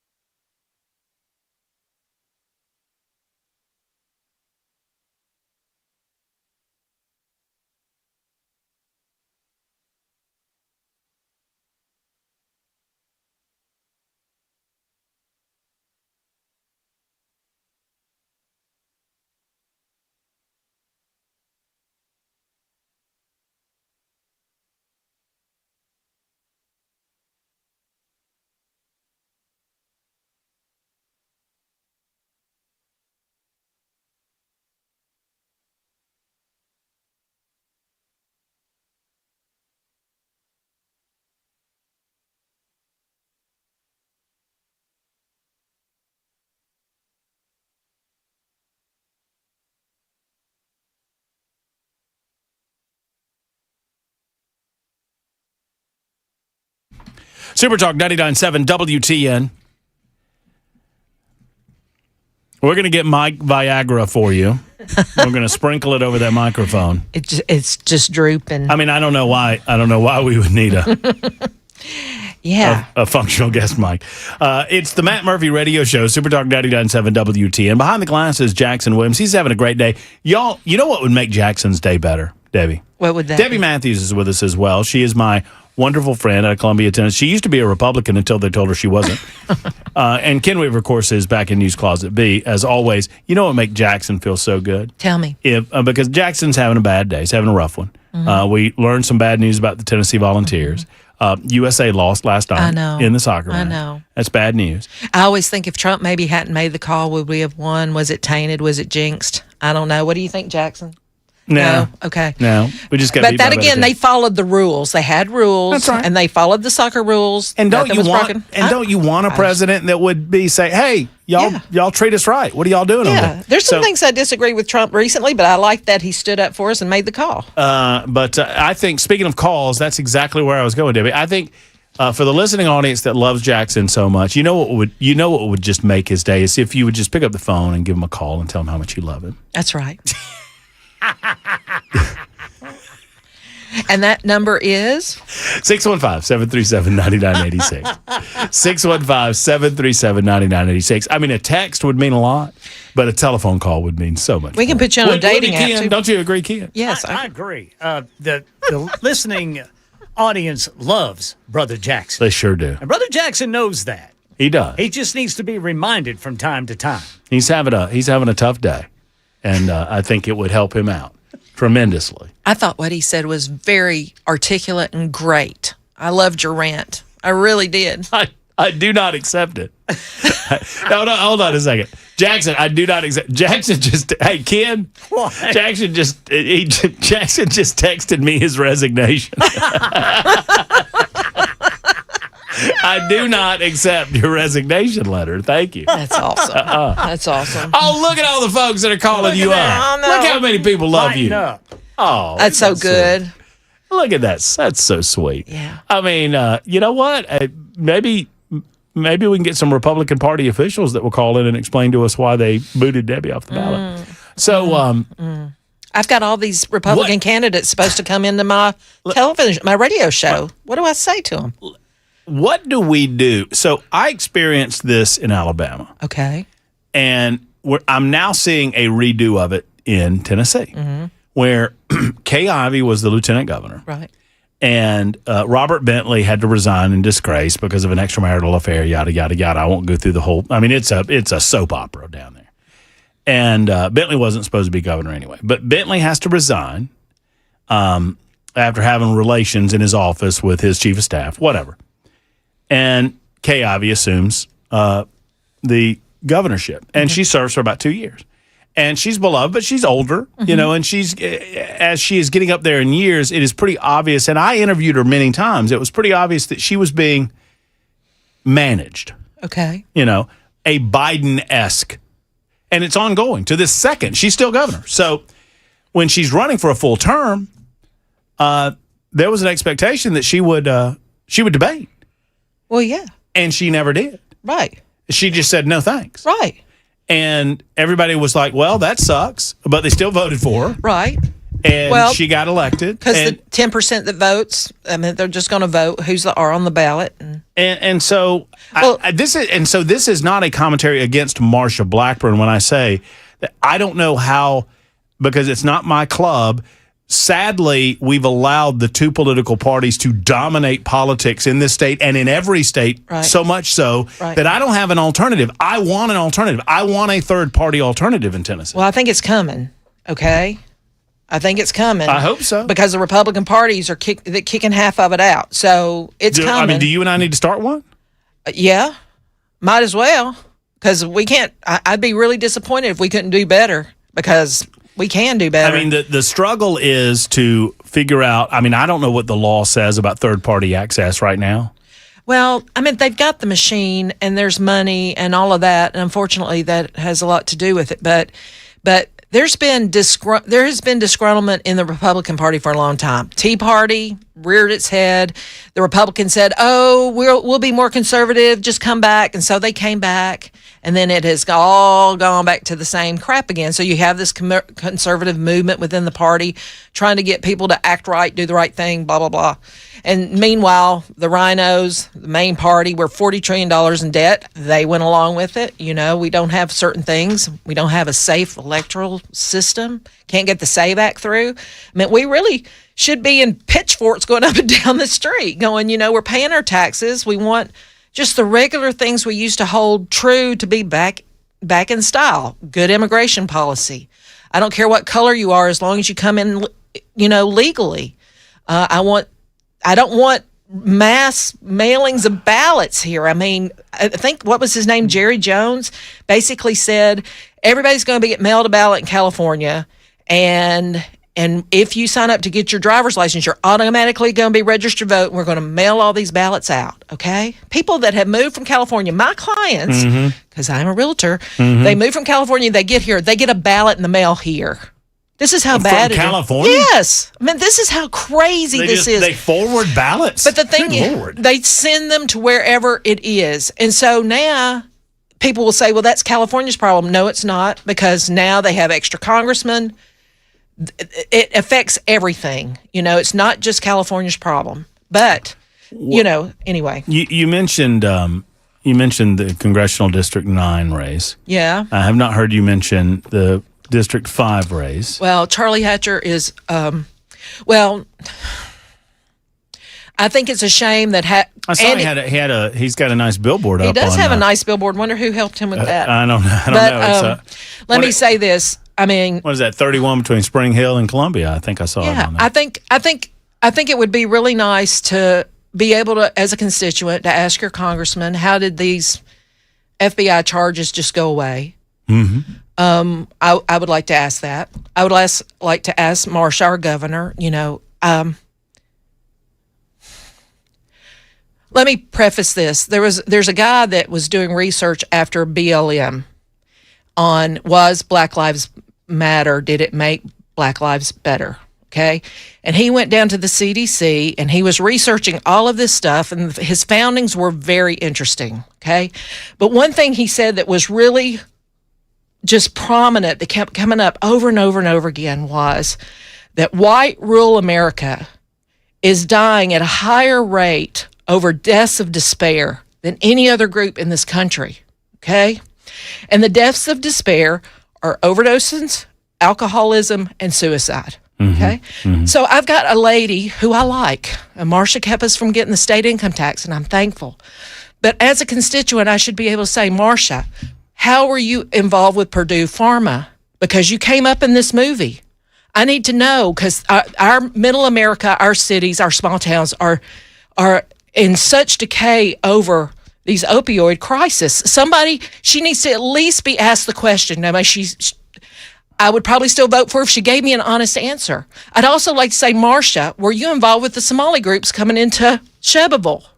Because there's talk about that in the past. I deserve to be able to ask a candidate a question, okay? Fair, square. But we don't have that anymore. We have appointed people, curated ballots, and this is what we've ended up with. And suck it if you don't like it. This is who you're going to end up with. So, third party, maybe. America First Party, maybe. Something's coming. I don't know what it's going to be, or who it's going to be, but I just... This is always a fluid. I mean, the nature of politics is that it is never static. No. It's like politics. I've said this in the past, that politics is like the weather. Yeah. If you don't like what you're dealing with right now, just wait. It'll change. But you get the change that you demand. Right. In some cases. But if you can't ask questions to demand, nobody's paying attention. Or the state of Tennessee used to be so democratic that the real contest anymore went down to the conservative and the liberal part of the Democratic Party. The Republicans were not aren't the Republicans doing that now? Exactly, because now we've got the majority here. They're not allowed, and that's my concern, is that what I see is that they're not allowing that to be fairly contested. They're trying to put their thumb on the scale prior to the ability to contest that between the more conservative wing of the Republican Party and the more moderate or middle-of-the-road wing. I mean, I don't call it the Rhino wing, but I mean it is a more establishment wing. Well, let's look at District 9. You've got 4 candidates out there. They're spending money. They're trying to get attention.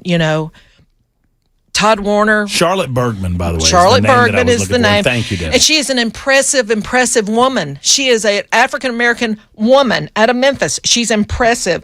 Brent Taylor's impressive as well. And Jeremy Thompson, have I got that right? Out of Lincoln County, is just an amazing public servant. He's been in the military. These people, but the problem is I feel like they're all wasting their time because it's already been ordained from the state party that Brent Taylor's the guy. And then once he becomes a congressman, it's hard to get, the guy that's been in there before you out. So I would like to see a debate between Charlie Hatcher and Andy Ogles. I would like to see that. I'd like to see Van Hillary and Johnny Garrett go after it. I think it should be. 6. I think the state requirement should be that if you are running for these parties, that there are official debates and you have to show up. You just have to show up. The problem is the state says that's not our club.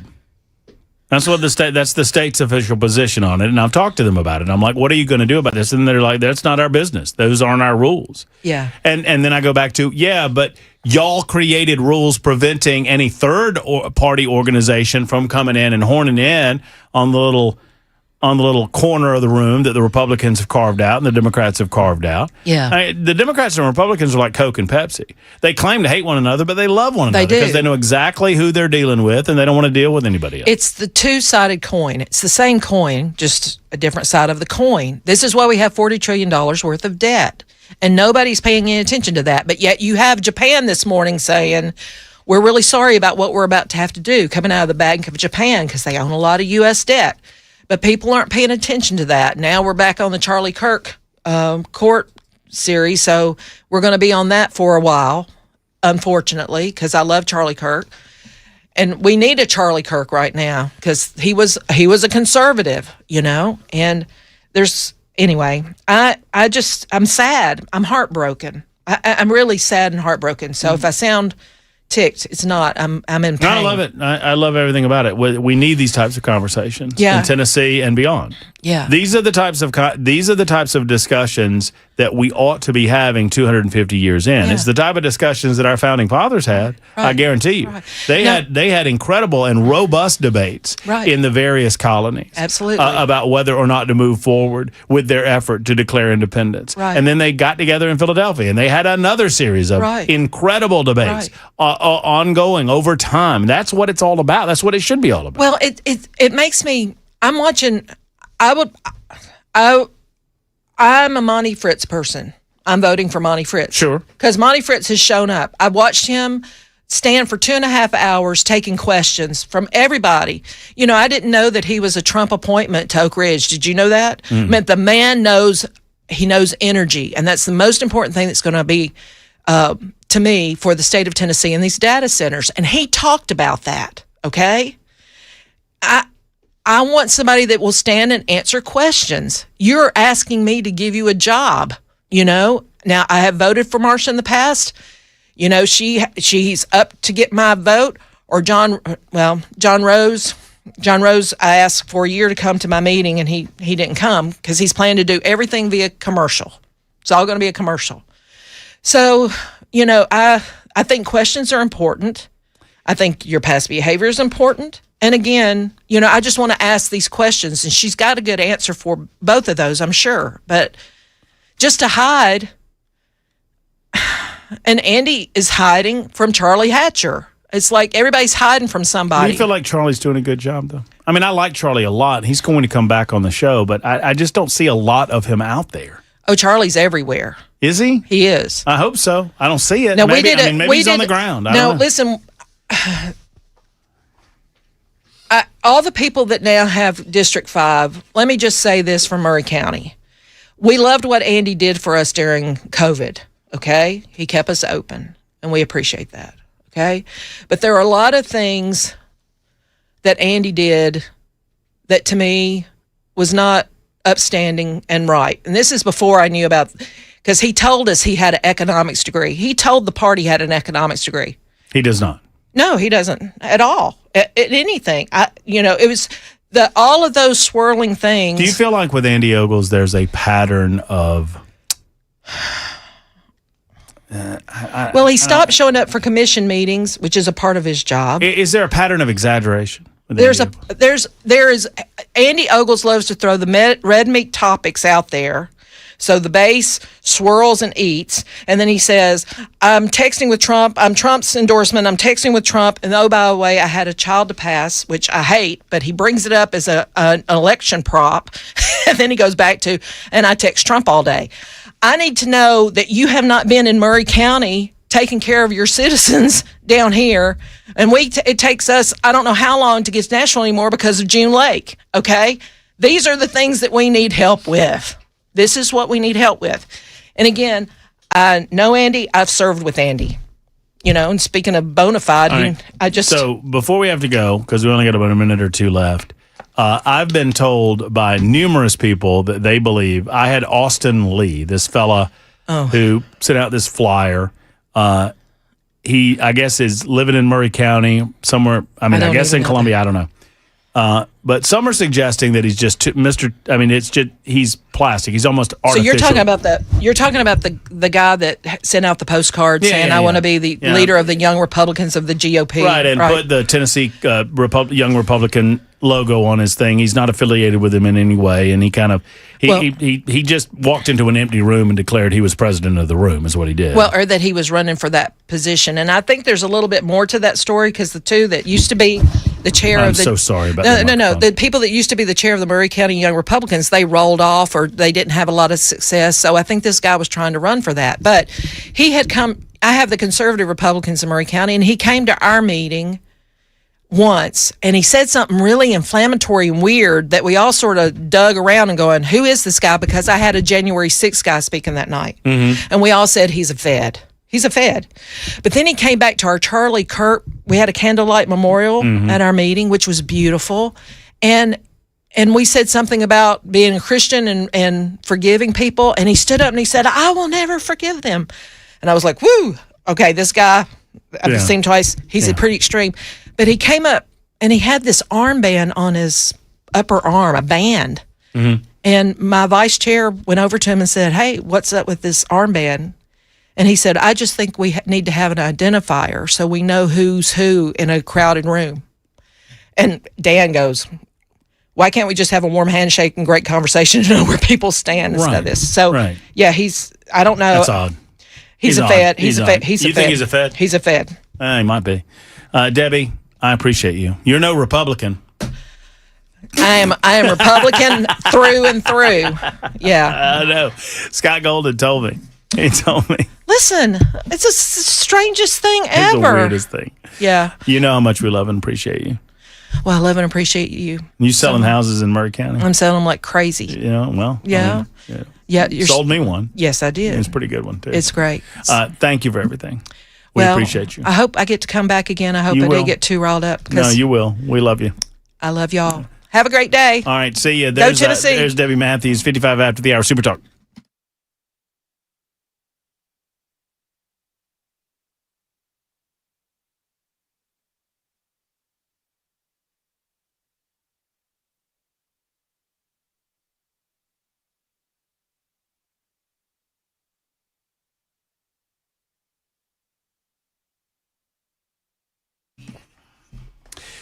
Oh, lordy. It is O-Site Day in the Glock store. The VIP event is online and ready to go, and we want you to find out about it now. Exclusive access and limited availability to this incredible VIP event at the Glock store. It's happening Friday, August 2nd. There's August 7th, I should say, with a number of incredible guests on that day. There's also a Saturday, August 8th, event as well. So the VIP access is happening Friday, August 7th. Let me tell you about it. Check in from 9 until 11:30. The event starts at noon. You get a meet and greet with Short Shot Tony. He's a YouTube sensation. Justine Williams, who has 24 national championships and 8 world records. She's USPSA's youngest grandmaster, and she's going to be at the Glock store on August 7th. Lenny McGill will be there as well, of course, the founder of the Glock Store, CEO, and he's a YouTube personality of his own right. Attendees will get a first look at pre-release O-Sight optics, hands-on range time with the same types of optics, expert instruction with tips and tactics, expert instruction on red dot install and bore sight techniques, a catered lunch, a VIP bag worth well over $2,000, including a new O-Sight optic itself. Get tickets and find out more at glockstore.com/VIP. That's glockstore.com/VIP, and you can find out more about the Saturday event. I'm out of time. I'll tell you more about that event, or you can find out more at theglockstore.com. Minutes away from the airport. Worth the drive from anywhere, especially on August 7th. Sign up today at glockstore.com.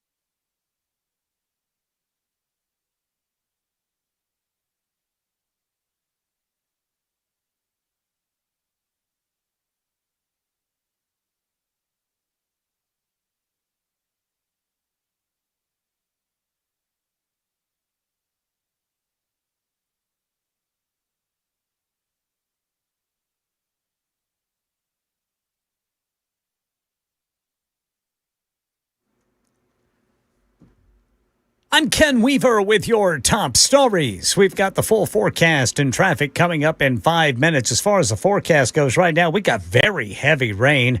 Belmead all the way over to Laverne, Forest Hills, down to Franklin, and down to Thompson Station and Spring Hill. Some of the heaviest rain right now in Middle Tennessee. Reports say the United States has launched new strikes on Iran. There are also reports of several explosions in a southern Iranian port city. Developments come after the U.S. revoked a license that had authorized the sale of Iranian oil under that memorandum of understanding. It follows tanker attacks in the Strait of Hormuz. Meanwhile, Iran's foreign ministry is rejecting Qatar's accusation that Tehran attacked one of its ships, calling the claim questionable and unacceptable. The man accused of murdering Charlie Kirk back in a Provo, Utah courtroom today for the second day of his preliminary hearing. Prosecutors laying out evidence and testimony in the case to convince the judge there's enough evidence to take the case to trial. ABC's Alex Stone is at the courthouse in Provo. Charlie Kirk's widow, Erica, and his parents are expected back in the courtroom to hear more testimony and see more evidence today. On Monday, they left the courtroom when graphic testimony was given and when videos of Kirk's murder were being shown to the judge. Only the judge and attorneys could see the videos, and at one point when Kirk was shot in a video, the judge could be seen visibly jumping in reaction. Today, more testimony from law enforcement who responded to and investigated Kirk's murder is expected. Alex Stone, ABC News, Provo, Utah. Tennessee's reporting at least one case, but health officials looking to see if there's a common source of higher than usual cases of a stomach bug in 2 other states. ABC's Chuck Severson. Cyclospora cases are about 13 and a half times higher than on average in Michigan. There are nearly 700, says an official from the Michigan Department of Health and Human Services. That's up from 300 cases reported last Thursday. In Ohio, there were 177 cases July 2nd, says the state health department. Typically, both states report 50 cases a year. Officials say it can take a week or 2 between exposure and symptoms appearing. The one-cell parasite usually spreads through food or water contaminated with feces, says the CDC. Yeah, Tennessee is among the states that have reported cyclospora cases during the 2026 season. The last year of reported cases available on the Tennessee Department of Health's database was 2023, when the annual count was 71. Beef is still a staple of millions of American households despite its record high cost. ABC's Jim Ryan says the newest threat to the industry, the New World screwworm, has not affected the price at the meat counter, at least not yet. Agriculture officials now confirm 32 cases of the parasitic larvae of the screwworm fly infesting livestock in a dozen Texas counties and a dog in New Mexico. And while the price of ground beef is nearly $7 a pound, industry analysts say it has nothing to do with the New World screwworm and everything to do with lower production and steady consumer demand. By the way, Tennessee's state veterinarian has ordered stricter import requirements for warm-blooded animals. We're talking about livestock, even pets. Dogs and cats from these screwworm-affected areas, including certificates proving that these animals were inspected and found free of that parasite. That's the latest news. Traffic and weather next. I'm Ken Weaver, WTN News.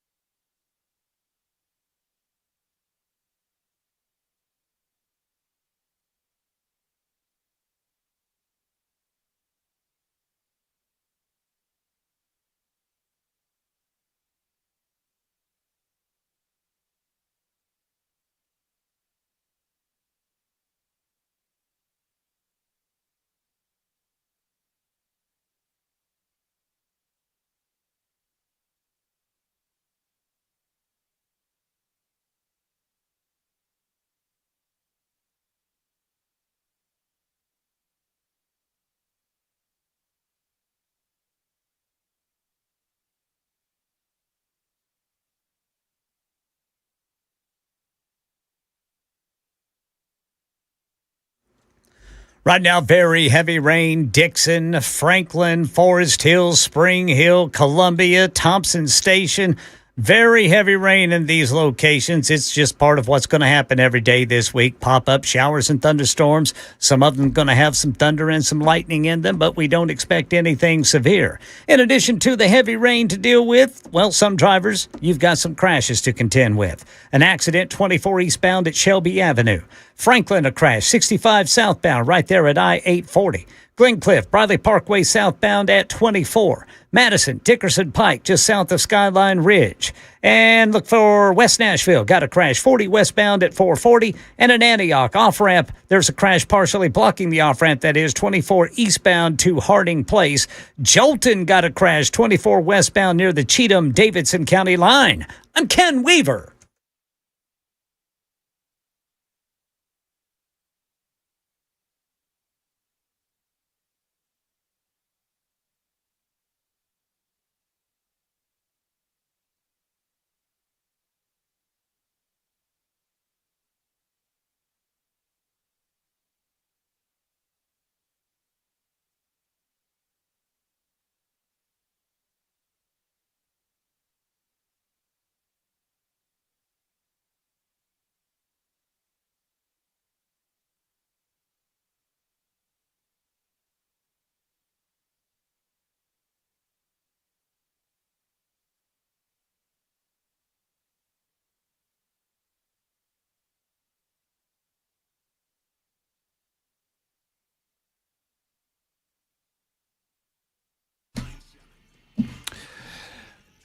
Apparently, Mitch McConnell is not dead, and I don't feel so good myself. It's the Matt Murphy Radio Show, Super Talk 99.7 WTN, 8 minutes after 5 o'clock. Hello, good afternoon, welcome in. Many of you just getting in your automobiles. Perhaps you're off of the clock, and you're in your car, you're making your way back home, and you just want a nice, pleasant ride. I wish we could give it to you, but I got bad news. I got good news. We've got information. We've got entertainment. Hopefully, we'll make the drive home a little bit easier for you on Super Talk 99.7 WTN. My name is Matt Murphy, your humble correspondent from 3 until 7, Monday through Friday on these airwaves.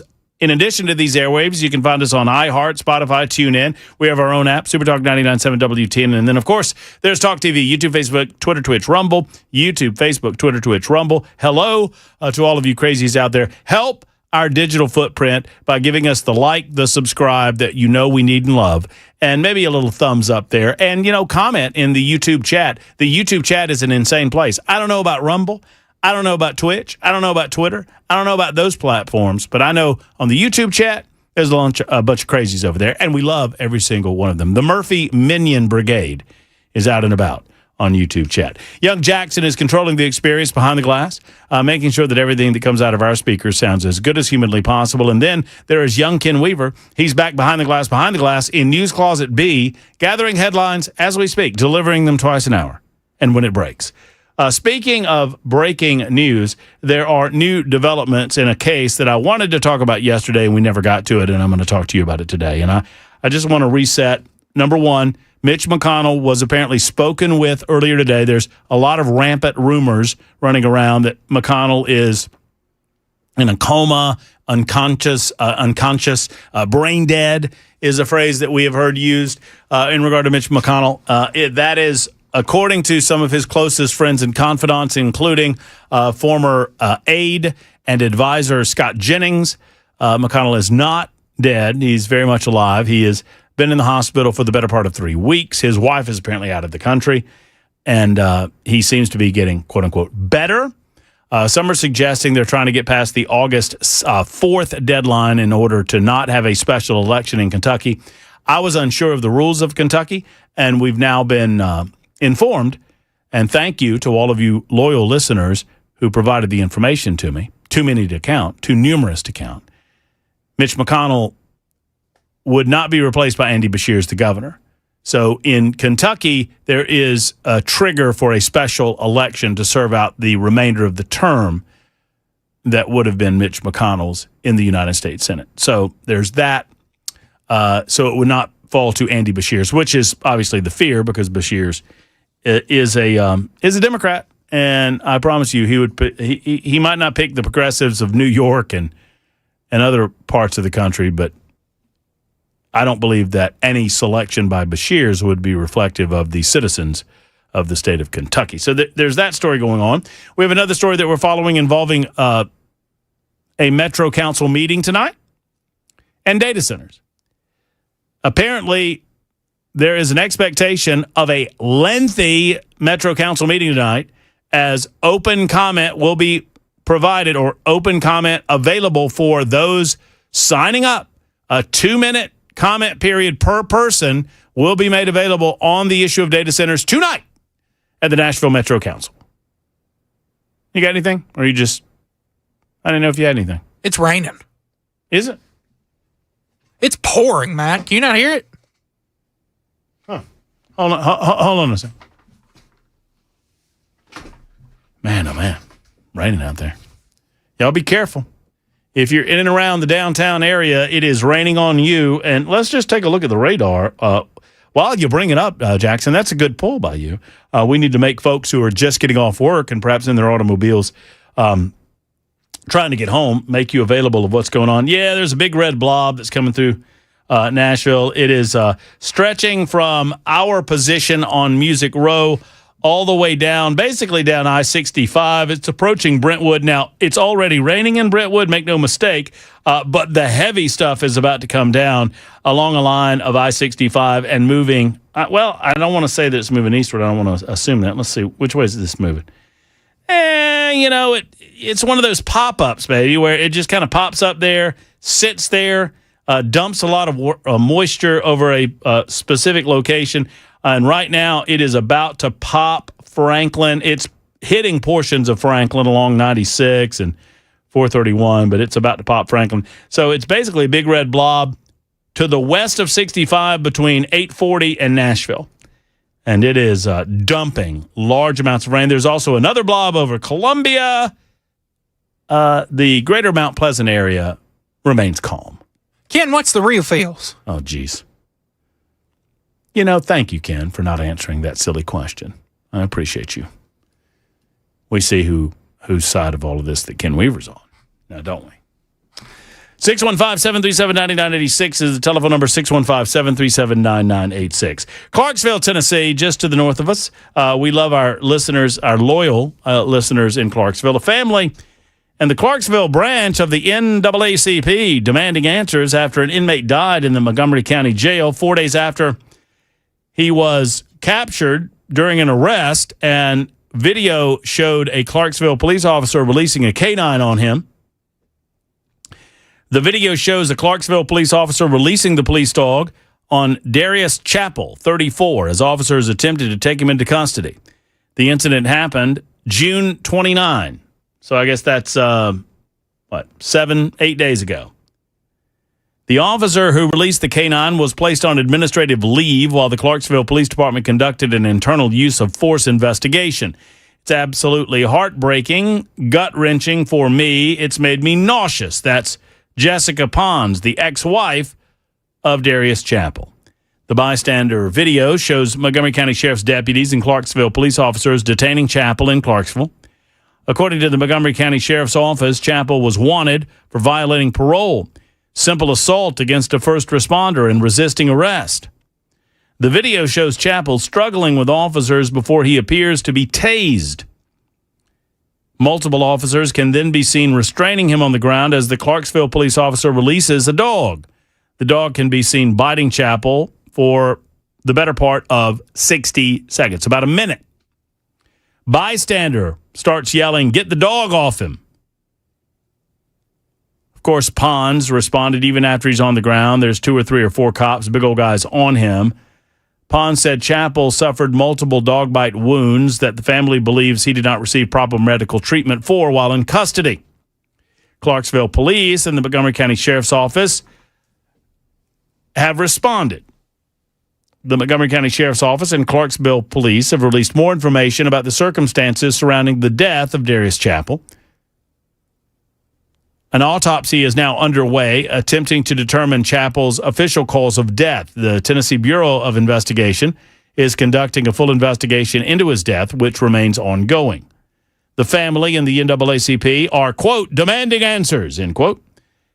They've told Fox News 17, and I'm reading from a story by Fox News 17, we give attribution despite the fact that they won't, like these television organizations.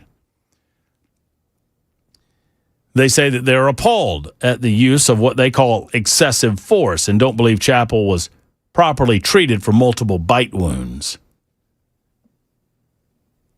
The Montgomery County Sheriff's Department has released a statement as of yesterday late afternoon. I'm going to read you that statement in full.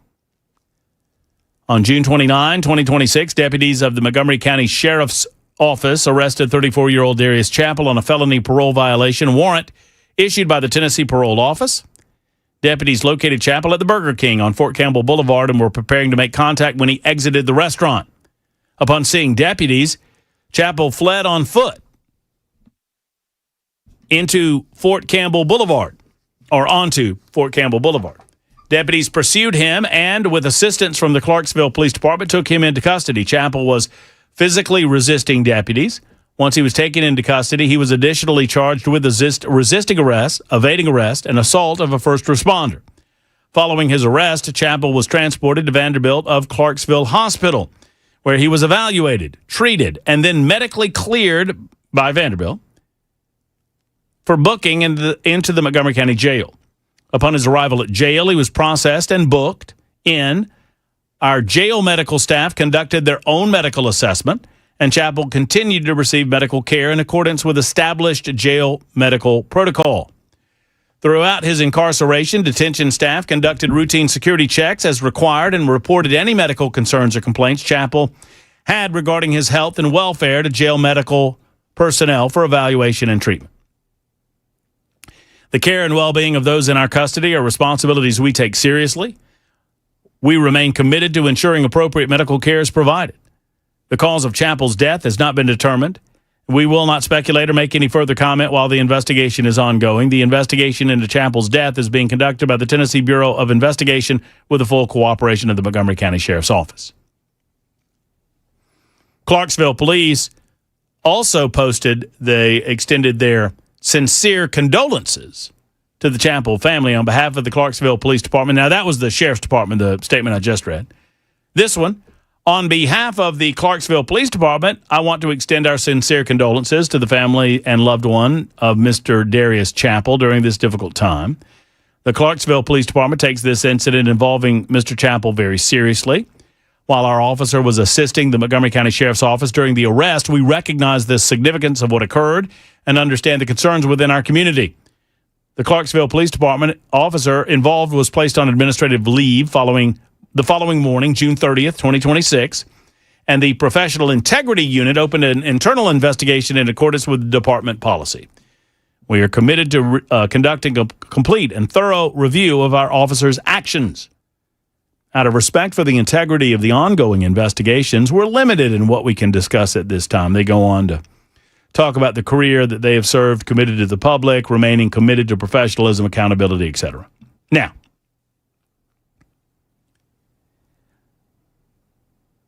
one of the biggest, I don't know if it's a misnomer, I don't know if it's intentional confusion, intentional ignorance, perhaps, about what police officers do on a day-to-day basis is that it's not ugly. I want to broadly tell you that I give the benefit of the doubt to the police. But that doesn't mean that the police don't do things that are wrong. That doesn't necessarily mean that the police don't make mistakes. That doesn't necessarily mean that on occasion you find a police officer that acts extracurricular to their training and department policy and regulation and the basic concepts of human decency. It happens on occasion. But this talk show host, Matt Murphy, I am going to give the benefit of the doubt to the police until and unless otherwise shown that they no longer deserve it. Why? Because they're the good guys. And they remain the good guys. And there are plenty of entities out there, some in the mainstream media And certainly organizations, sadly, that have started dedicating themselves to be anti-police, that have decided that the police are somehow a negative entity within our various communities, whether it be Clarksville or Nashville or wherever. The police are not the bad guys, on the whole. Does not mean that they're perfect. Does not mean that what they do isn't sometimes very ugly. Sometimes police officers, in order to facilitate a takedown, in order to apprehend a bad guy, they have to do things that are unseemly, that if seen by the average person, you go, oh, that's awful. That's horrible. And it does not mean it's illegal. It does not mean that it's wrong. In fact, in many circumstances, in many cases, it's the absolute right. And I'm sad to report to you that sometimes police officers have to kill bad guys for fear, if they do not, that those bad guys will go on to put the officers themselves or our fellow citizens or even you or me in harm's way. It is a tough pill to swallow, but a reality that the police have to deal with on a daily basis. And every day that the police get up, every single day that the good officers on the force get up and put on a uniform and put on the badge and put on their gun belt, they face the reality that they might not come home that day. Absent, a random traffic accident, absent a random freak occurrence, most of us don't have to deal with that on a day-to-day basis. That our job puts us in a position where on any day, we might have to look down the barrel of a gun. On any day, we might have to make a life or death decision. And I'm sick to death of communities not giving. This is not to suggest that there ought not to be an investigation. There should be.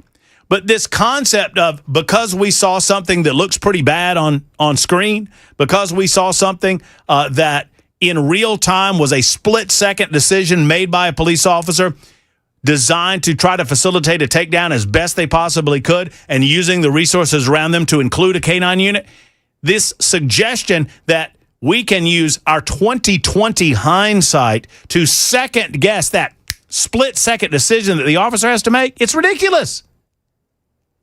I'll allow the police to make a determination as to whether or not the officer in question did the right thing. But here's what I do know, and this is where I land on it. And I'm curious your thoughts. You're sitting in Burger King and you know that there's a felony warrant against you. You know how to prevent yourself from getting bit by a dog?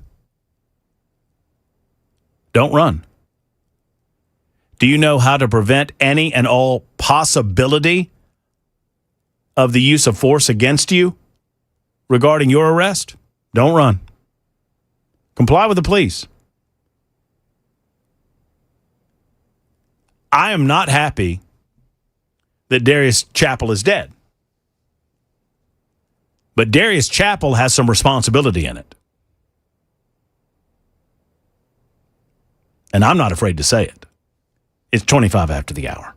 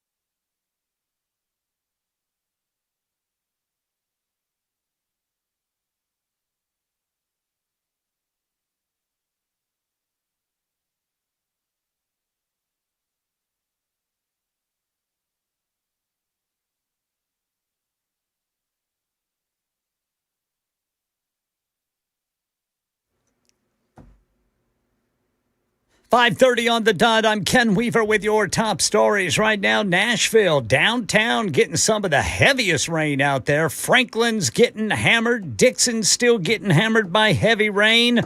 And this is going to be pretty much the case every day this week. Afternoon pop-up showers and thunderstorms. Some of this stuff's packing some thunder and lightning, but none of it's severe. We're keeping an eye on it for you. Full forecast and traffic coming up in 5 minutes. U.S. Central Command confirming American forces carrying out what they call powerful airstrikes against Iran in response to earlier Iranian attacks on vessels in the Strait of Hormuz. CENTCOM alleging Iran's aggression against these vessels were unwarranted, dangerous, and a clear violation of the ceasefire.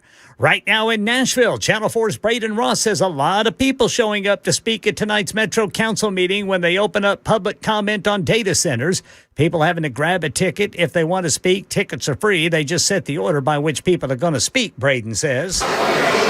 Yeah, well, you can see they just started letting people up. I saw there was probably at least about 24 people down in the lobby, and they just started letting them up to hand out those tickets. You can see they're all set up for a huge influx of people, and they are using that ticketed system, like you said, because they are expecting so many people to come and speak. Any Tennessee resident can speak for up to 2 minutes each, but there is no overall time limit. So this meeting will go until everyone who wants to speak has the chance to. And the company planning to build that data center near the zoo says it met last week with zoo leaders, the mayor, and Metro staff. Here's Channel 4's Jeremy Finley. DC Block says they talked about several concerns, including how the facility would impact the environment, animals at the zoo, and neighborhoods.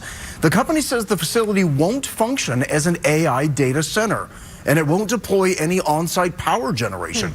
DC Block says they're also committing to limiting noise, emissions, water use, power, and lighting. We've also reached out to zoo leaders about this meeting. We're waiting to hear back. That's the latest news. Traffic and weather next. I'm Ken Weaver, WTN News.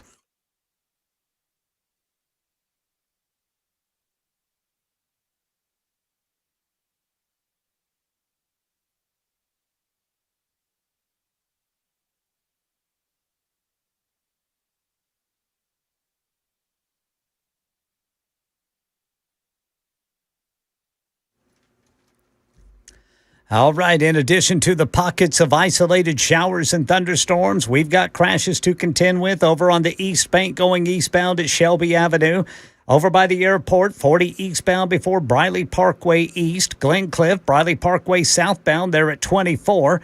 West Nashville, 40 westbound at 440. Then 440 eastbound at Murphy Road. Antioch crash, off-ramp partially blocked. 24 eastbound off-ramp to Harding Place. I'm Ken Weaver.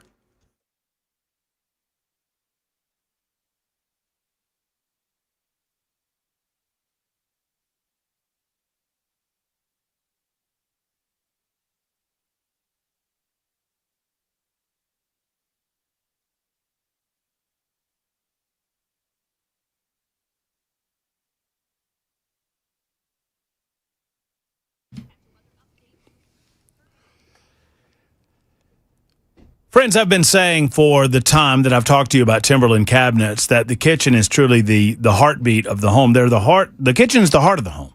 And if your heart is sick, if you've noticed that you're just not getting what you want out of your kitchen and you're frustrated by it and you like the rest of the house, if it's the cabinets that are frustrating you, if it's your countertops that are frustrating you, I want you to get to Timberland cabinets. It's such a wonderful way to bring new life back to the home in the heart of the home. Here's the deal.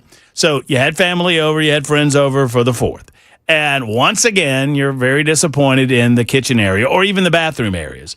What if I told you that right in Columbia, Tennessee was a location at Timberland Cabinets that could solve these issues and for less money than you think? Their core mission is to deliver high-quality cabinet products at affordable prices. I know there will be a time when we gut our kitchen area and redo our kitchen area pretty soon, as a matter of fact. And we're going to Timberland Cabinets. Why? They're not just made in the USA. They're made right here in the state of Tennessee with Tennessee hands. We're supporting the Tennessee community. Plus, these are high-quality cabinet products. You just go online and see for yourself, TimberlandCabinets.com, TimberlandCabinets.com, or make the call. Schedule an appointment. 931-499-7170. 931-499-7170. Tell them I sent you to Timberland. Hey, it's Dan Mandis from Super Talk 99.7 WTN and Nashville's Morning News. I'm here with Chris from USS, United Structural Systems. He's checking out my basement, my foundation, my crawl space to see if there's anything wrong. Fingers crossed.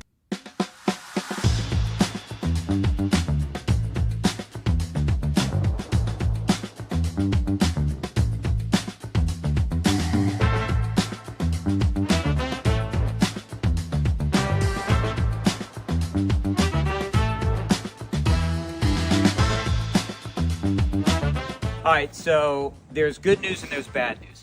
The bad news is we found some cracks in my basement wall. The good news, I've got Chris here who's going to walk me through the next steps. Yes, so unfortunately, your house has been subject to the pressure of the dirt. The hydrostatic pressure, heavy dirt pushes on foundation walls, and you got a little bit of what we call bowing. So that wall is pushed in a little bit. We have a lifetime warranty solution for that. So we install, usually in a day or two, this can be done in most situations. We install carbon fiber straps, which keep the wall from moving inward at any point in the future. It's a lifetime warranty for anybody that ever owns this house. So it's a quick and routine thing that we do, but it yields some long-lasting benefits. It's a great selling point if you want to sell your house. Absolutely. Good thing about our warranties is they're not only transferable, like the contract says, they're automatically transferred when you sell your house. So you don't have to sign any paperwork or even send us an email saying that you sold your house. Warranty would transfer to the next owner.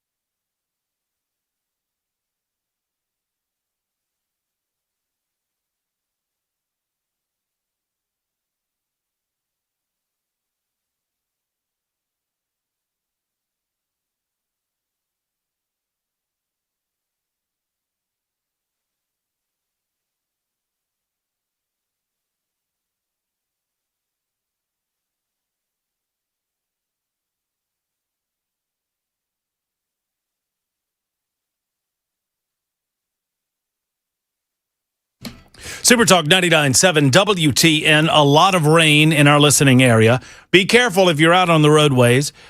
We love you. We can't lose a listener, not a single one. So y'all be very safe out there. It will be there when you get there. Drive safely, drive slowly, and give us a call if you see anything. We would love to report back to the greater listening audience. If there's a time to see something, say something. You should do that right now. By the way, Ken Weaver. Yes, sir. Sadly, I'm pro Waymo. Yeah. Jackson, are you still pro Waymo? Yeah. I'm pro Waymo until it screws me up. Well, here's the problem. I heard, was it you, Ken, that it screwed up a little bit? No, Brother Chad said, that was Chad. Okay. Didn't know what to do. It blocked an intersection over there by where he lives because apparently they had repainted the crosswalk. And they couldn't, and the Waymo vehicle couldn't figure it out. Confused the Waymo. Well, I mean, it's nice to know that Waymo drives like grandma. Waymo. You know? Ours didn't that one day. No, man. Maybe they should start calling it Mimo. Mimo. That's pretty good. Apparently, the Waymo vehicles in Nashville don't like this rain either, Ken. I'm getting a report from one of our loyal listeners on the Super Talk text line. Yes, sir. That we've got a Waymo vehicle that won't go through the water. You know. Well, that's smart, I guess. I mean, I suppose it is. I mean, we're told as human beings not to do it. That's right. Slow down. No, what is it? Turn around. Don't drown. Turn around. Don't drown. You don't know how deep that water is. You don't know what kind of current's going on underneath there. You could get swept away. There was pretty deep water today at Briley Parkway and Gallatin Pike. Was there now? Oh, that was a big old... Hey, it looked like a pond out there. Man, oh, man. Tell you what, we're just in this pattern where every afternoon. It's going to be this way probably the rest of the summer. Let's go. I mean, it's fine by me. We need the rain. We do need the rain. I mean, are we not overcoming a drought? We were in drought-like conditions. Yes, sir. So there you go. All right, so we got that out of the way. Y'all be careful out there. Lots of rain going on. We talked about the Clarksville situation. I will get into the Metro Council data center meeting tonight. Plus, many candidates in the gubernatorial race are touting their desire to stop China from buying Tennessee farmland. Right? Well, one of my friends within the General Assembly sent me a little something that you might want to know about, and that is it's already illegal for China to buy Tennessee farmland. And there's nothing the current batch of gubernatorial candidates can do about it. Well, maybe they're just going to make sure. Maybe so. Maybe they're going to double down on it. Let's pass another piece of legislation that doubles down on that first piece of legislation. I'm going to pass it first. Well, we might not pass it first, but we're going to pass it best. Pass it best. That's on the way. But first, and right now, we present to you, as we do every day at this time, Nincompoops in the News. Yes, sir. Nincompoops in the News. That's right, ladies and gentlemen. You know what the news is? Ken Weaver delivers it. I opine on said same. It is time for us to turn our attention to the world of the Nincompoops. We look all across the great state of Tennessee, the volunteer state. We look all across these fine United States of America. Nay, the globe. Nay, the globe.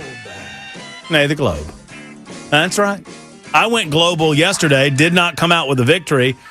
Jackson, I'm going to make your bad day a little bit worse. I won yesterday. I reviewed it. You did not. It wasn't me. You Go were in look. here messing with me. Go look.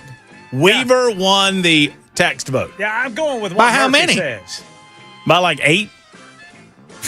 I think we need a formal review process. Well, I'm submitting my appeal. That is true. We do need a formal review process. Get the president of Jackson Land or speaking New Jackson over there to give us a call, and we'll consider a review. What about the king, Brother Jackson? I'm the king, and I say I won. Very good. We'll take that under advisement. In the meantime, Ken gets to set the batting order. Ken? Yay!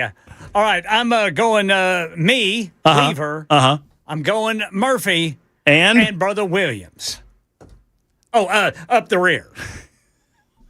Yeah, yours too, Ken. Bringing up the rear, I mean. Good grief. I'm sorry, Jackson. I didn't mean it that way. No, that's what Jackson says about me. No, he says it better than that. What do you say, Jackson? Up yours. I don't think that's what you say. That's what I'm saying now. Oh, well. Jackson's not happy. Gonna bring up the rear. USA lost last night. The Vols lost a commit, a 5-star or whatnot. A transfer. Let him go. Probably going over to Georgia. We'll let him drive fast over there. And now he has lost Nincompoops in the News for the day. You've held the trophy for what? The better part of 3 weeks. If one of y'all takes my story, I'm going to lose it. I don't think I got your story. Where's yours from, Ken? I'm not going to say. Oh, yeah, I'm first. You're first. Take it away. You know what, Ken? Tell Jackson where your story is while doing your Nincompoop story. All right, this is in Florida. Volusia Sheriff's Office Sergeant Jason Stickles is out of jail on a $10,000 bond after he tried to kiss a woman, then beat up her elderly husband at a New Smyrna Beach restaurant on July 6th. Oh. Stickles is a 22-year veteran of the sheriff's office. A video released by the sheriff's office showed a stumbling Stickles with a glass in his hand grabbed the husband's throat before he was put in a chokehold by another patron and brought down to the floor. Reached for comment on July 7th, Captain Stickles called his arrest an unfortunate situation. It's an unfortunate situation that I put myself in, Stickles said, declining further comment. It became clear then that Sheriff Mike Chitwood intends to fire Stickles, according to his Facebook statement, and I'm quoting here, "How to throw away your law enforcement career in 2 minutes. Off duty, stumbling drunk, harassing people who are just trying to enjoy their afternoon." Chitwood apologized to the victims, offered to buy them lunch. This is not the first time Stickles has been in trouble with the Volusia Sheriff's Office. According to a News Journal report from June 18, 2008, Stickles was one of 3 deputies reprimanded for how they handled an alligator call. Another deputy threw a towel over a 210-pound gator's eyes and then jumped on its back, but the gator threw him off and chomped on his leg. Stickles then shot the gator so it would let go of the other deputy's leg, the sheriff's office said then. Stickles and the 2 other deputies reprimanded for deviating from policy, cited for failing to notify dispatchers about their whereabouts. Then in 2016, Stickles was accused a mailman of stealing his Samsung Galaxy S6 phone, which Stickles had left on the top of a mailbox. The mailman doing his rounds saw the phone on the mailbox, took it as required by U.S. Postal Service policy. What? He was going to turn in the phone to his supervisor, but before he could do that, Stickles discovered his phone missing and tracked it down, and him and 2 deputies stopped that mailman after locating his vehicle, called D-Land police to arrest the mailman for grand theft. Good Lord. Volusia County and City of D-Land each forked out $40,000 to pay the mailman for the wrongful arrest. Neither Stickles or the 2 other deputies were reprimanded. Stumbling Stickles. Drunk off duty. Get this. The old man he beat up was 77 years old. He tried to kiss on a 71-year-old woman. He's just drunk as a skunk out there. Sally has noted the irony of you doing a story about a bad cop after I did a monologue about how most cops are good. Well, that's pretty funny. This one was off duty. He's well, that's true. That's different. That's different. All right, but before we go any further, Jackson, I'm pleased to let you know that according to Video Assist, you actually did win yesterday, but Ken's already gone first, so there's really nothing that we can do about it. Well, then I take the point for the week. You don't. You don't. No, that we can't go back and do all of that. We can't. But the Video Assist did, and the suspension has been lifted. Congratulations, Jackson. I'll suspend you.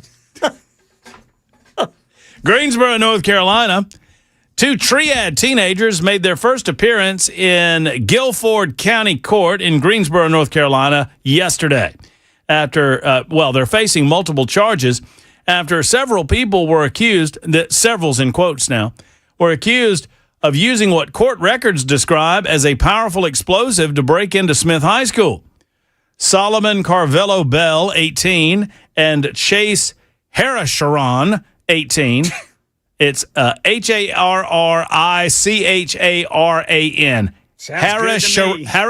Harrisharan? Let's go, baby. I think I actually got it right. Most of the time, I just make it up.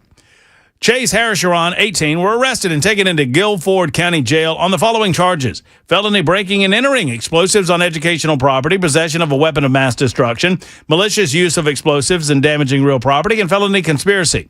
A juvenile was also detained before being released into the custody of his parents. Juvenile petitions will be taken out with charges, according to police. Carvello Bell of High Point allegedly used, now this is where the nincompoopery comes in. These 3 fellas made what was described as a homemade plasma cannon. Okay. To burn a bush and damage a door of Smith High School in Greensboro before breaking into the building. Where do you get one of these? It was homemade. Wait for it. Court records accuse Carvello Bell and several others of using this homemade plasma cannon to break into the school, causing a fire in the process. Officers responded to a burglary call around 2 a.m. Sunday morning. According to the prosecution, police officers found several water tanks and a clear plastic bottle that was used to create a makeshift plasma cannon. Investigators found damage to the door near one of the entrances at the school, including a hole in the glass. The prosecution said surveillance cameras captured 3 suspects inside Smith's High School Media Center. Prosecution told the court that Carvello Bell ran through the school's hallways for about 15 minutes before officers arrived. I had some buddies that broke into an elementary school, and they took off their shoes and just slid down the halls because they thought that was funny. They were drunk. Anyway, so the story does not get into what entails the creation of a plasma cannon. A plasma cannon is a direct energy weapon that fires superheated matter or plasma at a target. It's also described as an experimental projectile weapon that replaces traditional gunpowder with a rapid plasma discharge to launch solid payloads. Something that Jackson Never mind. I almost made a bad joke, and I decided not to. You've had a bad day today. Where's these? It was a joke about solid payload. Yeah, these fellows made themselves. These are nerds, Ken, and they made themselves a plasma cannon, and they wanted to test it out. And I say that they're a bunch of nincompoops. Yeah. I don't really understand what a plasma cannon is, but I have researched how to make a plasma cannon, which is usually a propane-fueled cannon or high-voltage electrical arc device. Depending on the type, they work via combustion or electromagnetism to create and expel a burst of superheated ionized gas. I say we make one and shoot it off the roof. Yeah, let's go. I was hoping that I'd get a joke out of the phrase superheated gas. No? Okay. Jackson? You ready? We're ready. Jackson, we're ready. Give me the gun. Naked man disrupts traffic and tries to steal police taser in Cincinnati. A man was accused of disrupting traffic by standing on a Cincinnati street nude and then attempting to steal an officer's service weapon while being arrested. Goodness. According to court documents from the Hamilton County Municipal Court, Enzo Ecovi Great googly moogly. was arrested and charged with aggravated robbery, public indecency, disorderly conduct, and interfering/impeding solicitation. I don't know what that has to do with anything. What was his name again? Authorities said that he walked into the street with his penis and buttocks exposed. What? Whoa. What? In a way that impeded the movement of drivers in the area. You'd think with a move like that, you'd know his name. Officers arrived at the scene and apprehended while in police custody. Allegedly reached for an arresting officer's stun gun. Oh no! Goodness, that's no good. That's not a good look. He's going to jail. Yeah, you're going to go to big boy jail. Was it Enzo or Enzone? Enzo. Enzo. Enzo. You try to get this. Ekouevi. What? There's way too damn many vowels in that name. Ekouevi. We're gonna cut out the E, the second E, and we're gonna call him Ikuvi. Ikuvi? Yeah, we're going with Ikuvi. Let's just call him Enzo. Enzo is going to J-Lo for a period of time-o, and that is how we play-o nincompoops-o in the news-o on Super Talk 99.7 WTN. Vote for Matt Murphy. Vote for Ken Weaver. Yes, sir. Did I get everybody in there? Vote for me. 52 after the hour. Super Talk 99.7 WTN.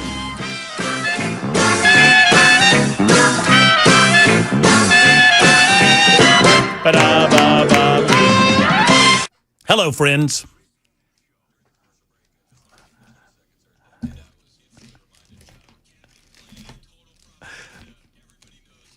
It's the same way every day.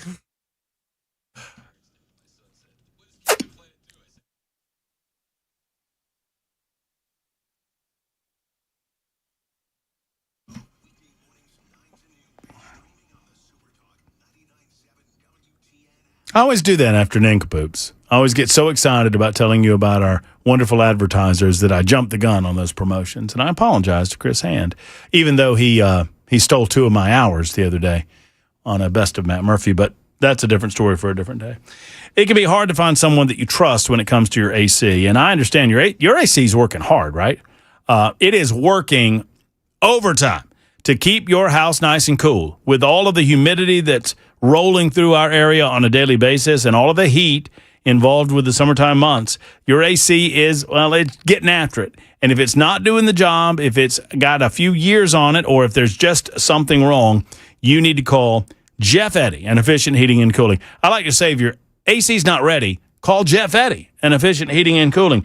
Jeff Eddy and their team will get out to you jiffy quick. They don't charge you for overtime. They don't charge you for evenings. They don't charge you for weekends because they don't believe in it. They don't believe in charging you extra because they know that your AC doesn't know what time it is when it goes out. Secondarily, they keep their overhead low. That way they can pass the savings along to you. Number 3, they're never going to tell you that you need a new AC unit when you don't. And that's the bottom line, folks. Some do.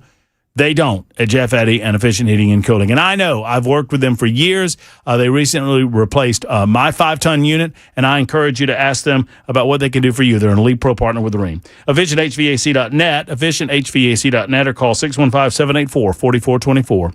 784-4424 for our friends at Efficient.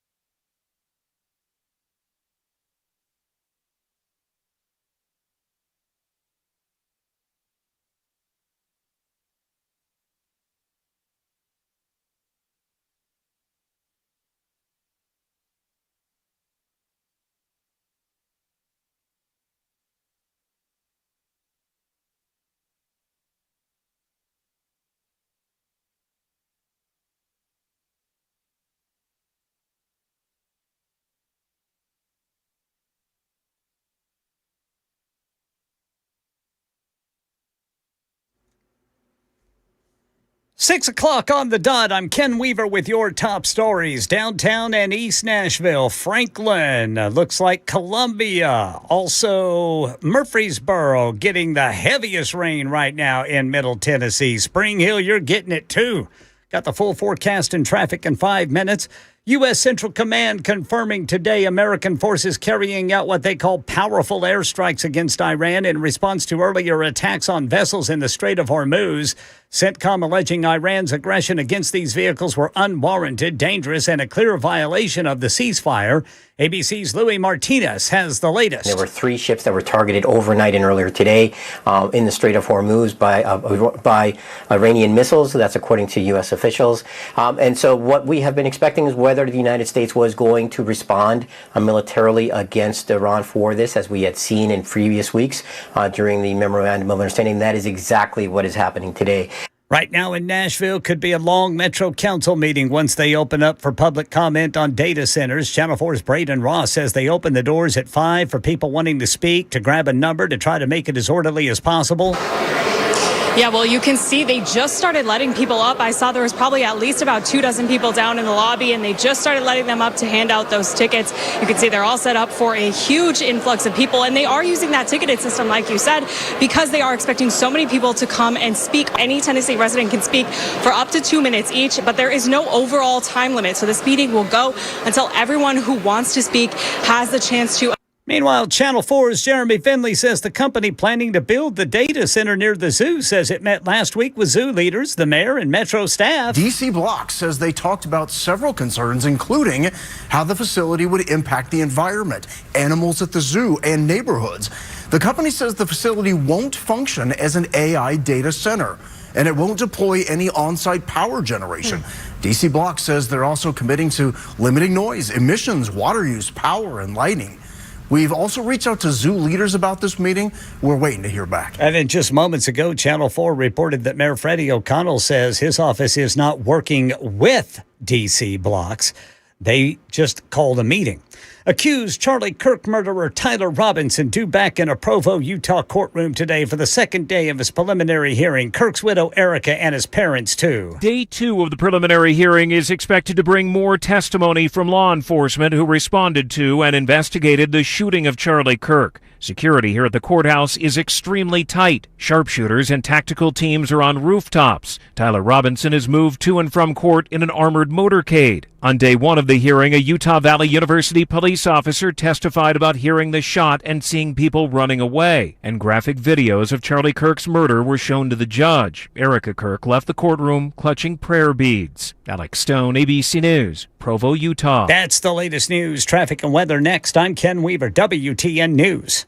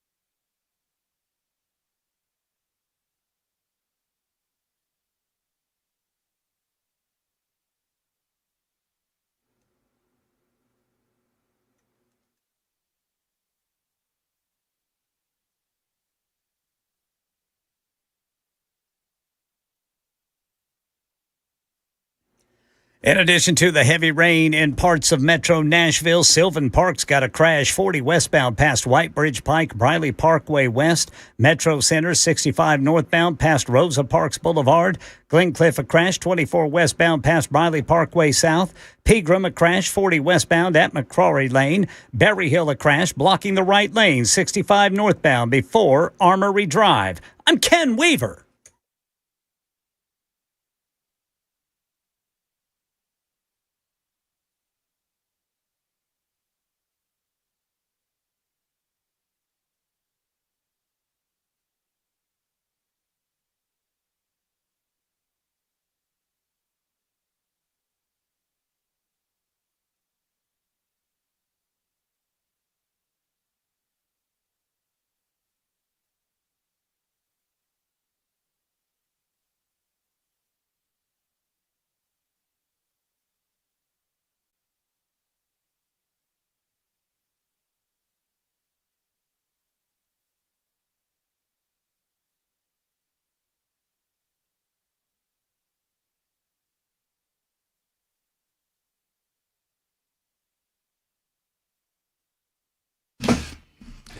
Yeah. Final hour of the Matt Murphy Radio Show continues right now. The United States of America is in the process of striking Iran. Apparently, the tenuous ceasefire memorandum of understanding agreement has not held. We will give you the latest coming up in just moments. But I'm not yeah-ing about that.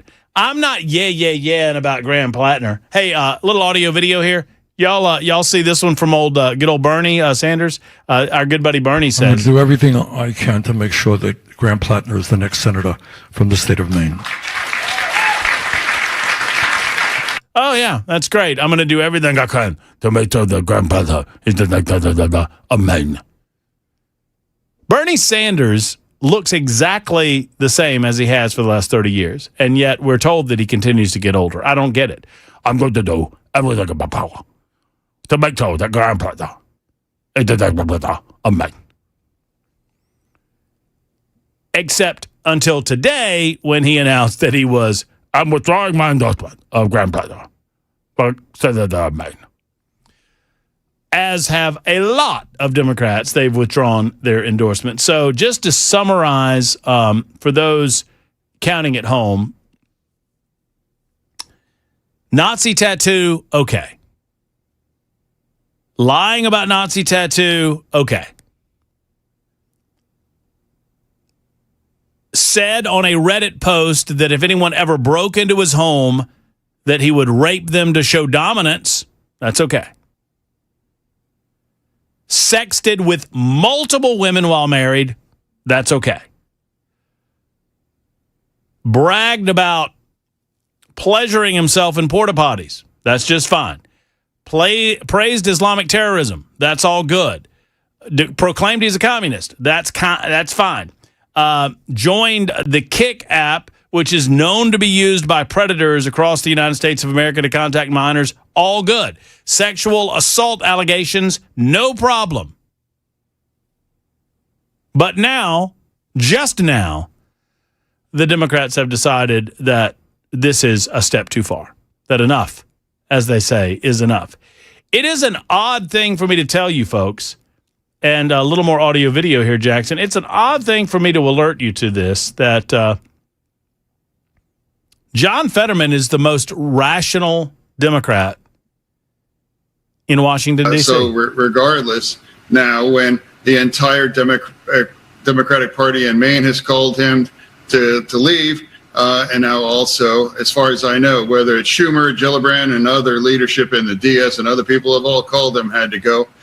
He's a dead man walking. I don't know why he's trying to pretend that he's not done too. Even those Pod Save America people that pushed that dirtbag, and they dismissed those things in the New York Times article.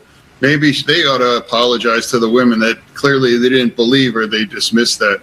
I know Democrats that have, back to back endorsed and got all in on Swalwell and were on the Platner train as well too. So maybe stop, getting on bed with absolute dirtbags. Someone like That's Senator John Fetterman from Pennsylvania. I disagree with a lot of John Fetterman's political positions. I forgive John Fetterman for his speech.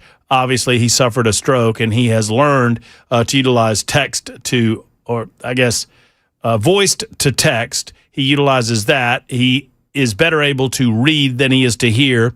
And then sometimes coming back, it doesn't translate to quite the right words. All of that to say, Fetterman is the most rational, and by the way, the bravest Democrat in Washington, D.C. is John Fetterman, because he is unafraid to go against his political party. He is unafraid to speak his mind. He's unafraid to say what he feels, even if it's going to present as positive toward a Republican, positive toward Donald Trump, or negative toward the Democrats. He does not care, and I so respect that. But that's not the reason that at the top of this hour I gave the old yeah either. I gave the yeah because it looks like Jackson Williams is going to win Nincompoops in the News today. And I believe it was a sympathy vote. No. What do you mean no? I had a naked guy who tried to steal a taser. I said the P word. I did too. Plasma. And I couldn't pronounce a fella's name. Well, that's fair. I think it's my first one in a while where I didn't say subsequently. I was trying to figure out how to say incorrectly, and I couldn't figure it out. You're saying, I think you're putting the wrong emphasis on the wrong syllable. There you go. Max is next up. Hello, Max. How are you? How are you, Matt? Max, I'm great. I hope you are. I'm doing great, man. Just wanted to maybe get some folks to think about a few issues that they may not have thought about this data center discussion they're having in Nashville. Fast Freddy has suggested eminent domain. A lot of people don't know what that means. Eminent domain is where the government can take somebody's property under the argument that it is for the overall benefit of the community. So that can be done by the state or the county or the city or the federal government.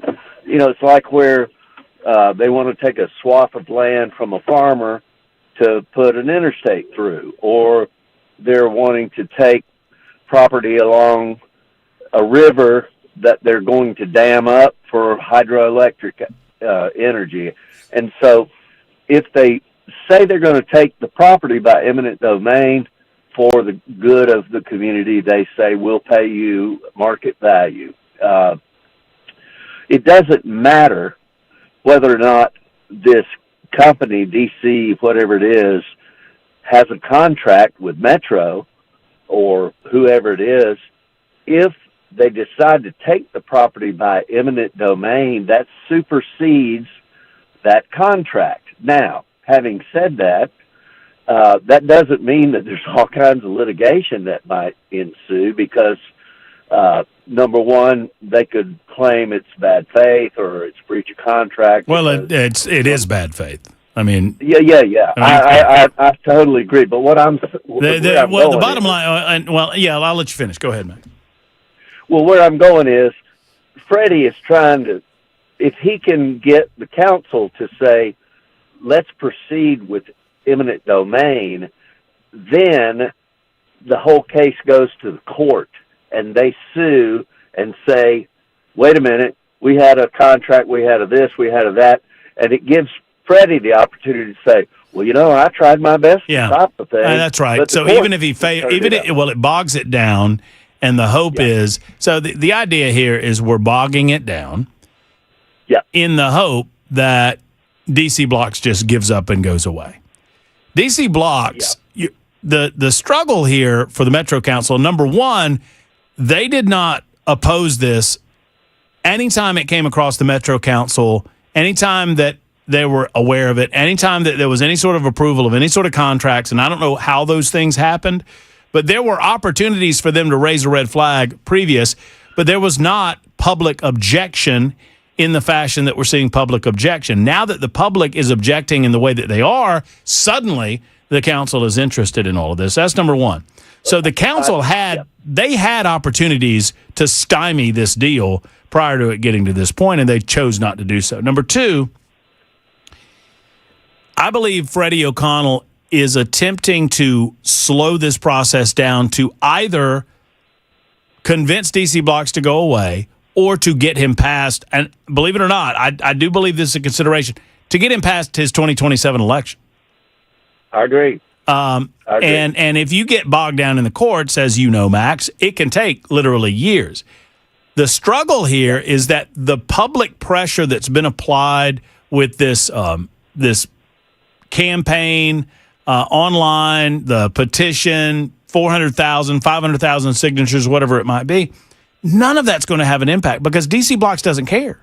They don't care how much Nashville hates this. They just don't. Yep.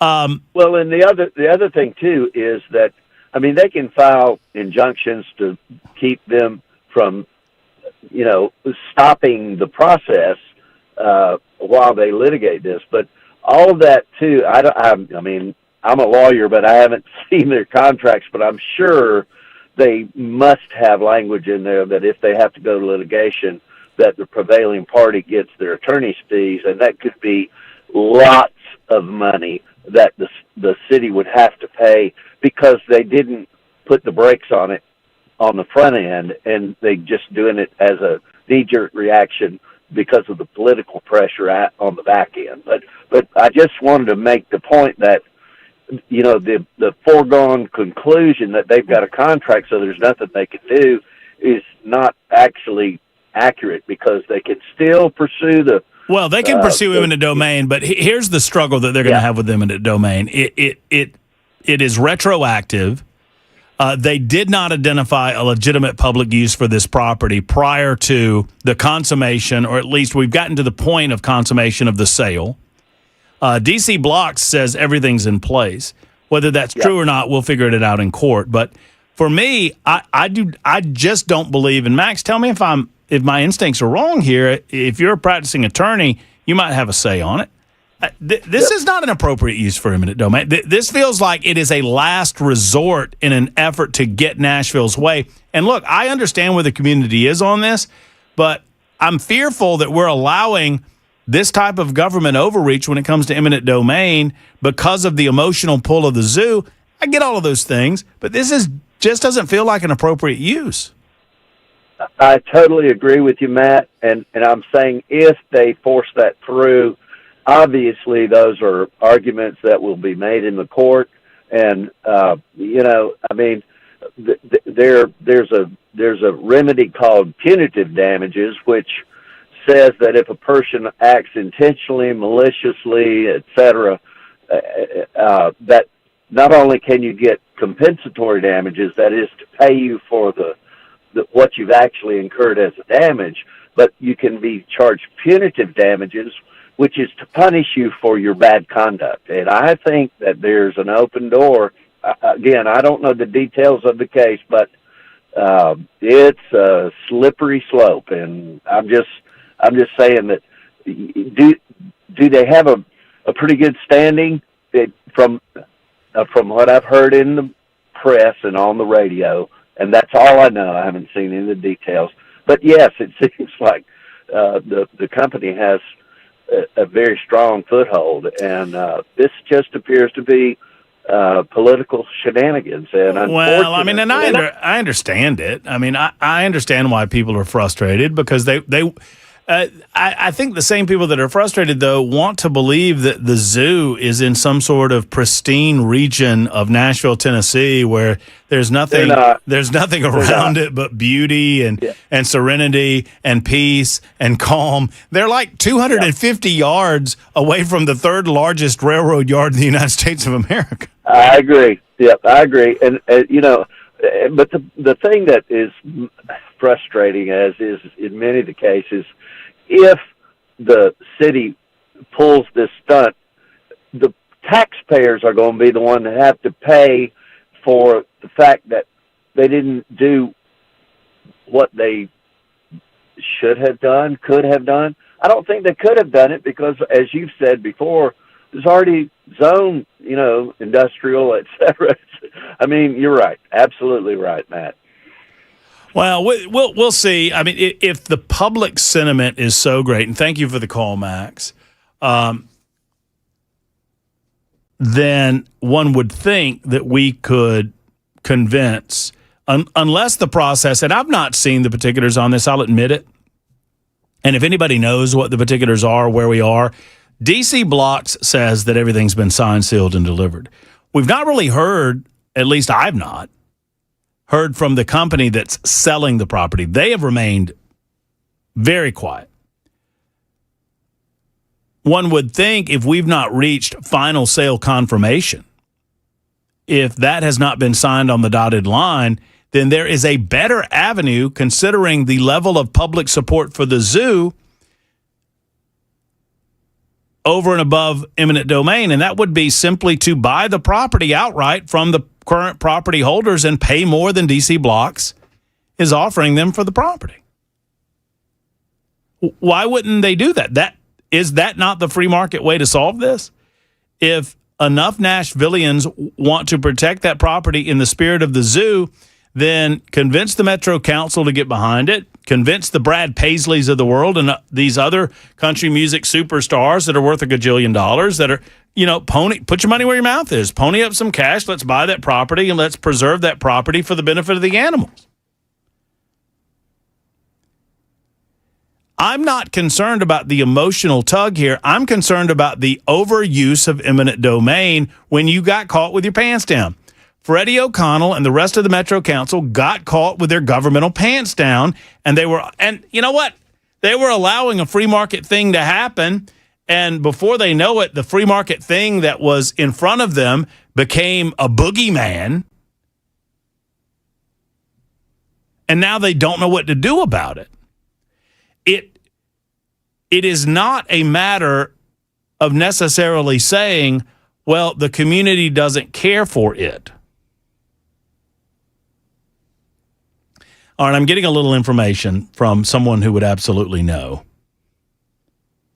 And I'll keep this confidential as to the source, but I'll say this. And thank you to my source. I appreciate you. And want you back on the radio show, by the way. And I care for you.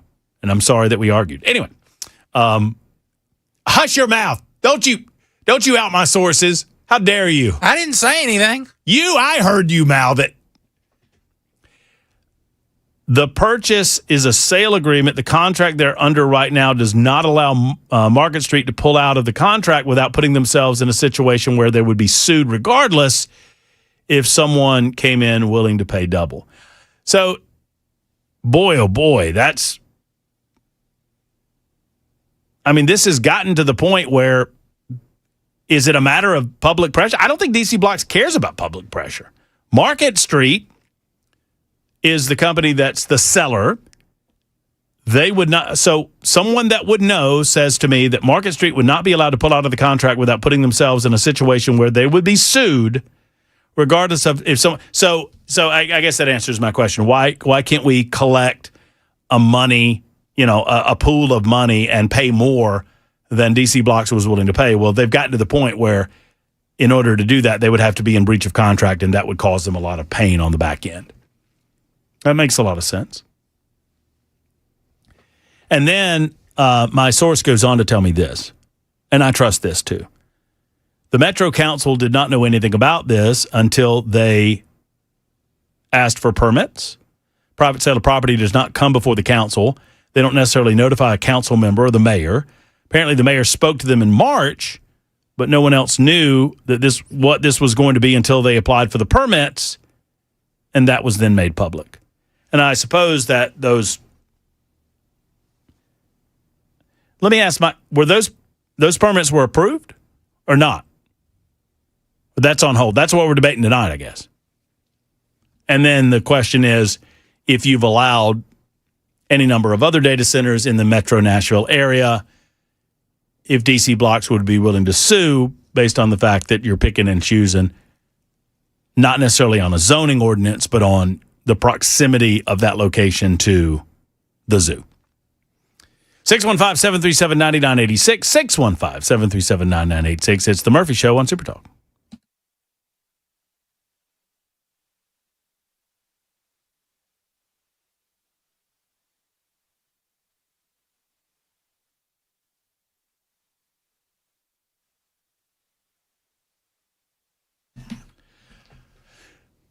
Cover Nash is my go-to resource for all things health insurance and all health insurance related questions. Shane Ring is so knowledgeable. To sit down with him, and here's what I would encourage you to do, folks. If you have any questions about your health insurance, if you're confused about what you can do now versus what you can do 3 months from now or wherever it might be or whatever it might be, call Shane. Allow him to sit down with you. He can do it over the phone. He's happy to do it like over Zoom or Google Meet or whatever. He can sit down with you in person. He has an office in Brentwood. Beautiful facility. I've been there. I've sat down with him, and I've listened to Shane talk about health insurance and health-related items. And friends, he is the smartest person regarding health insurance that I've ever talked to. That's the bottom line. And Shane understands these systems. He understands the 75-plus plans available to you. And he doesn't work for any one of those companies. He works for you. And he finds the right way for you to get health insurance at a lower rate than you're probably paying right now. He does it every single day, where he saves people up to 60% of the cost of their health insurance, and you don't have to suffer in your coverage either. If you're self-employed, uninsured, or simply tired of paying too much, it's time to call Shane Ring at Cover Dash. Real health coverage on your terms, not the government's. Don't let people tell you can't do anything until open enrollment. You can do something right now, today, with Shane Ring and Cover Nash. Online, covernash.com.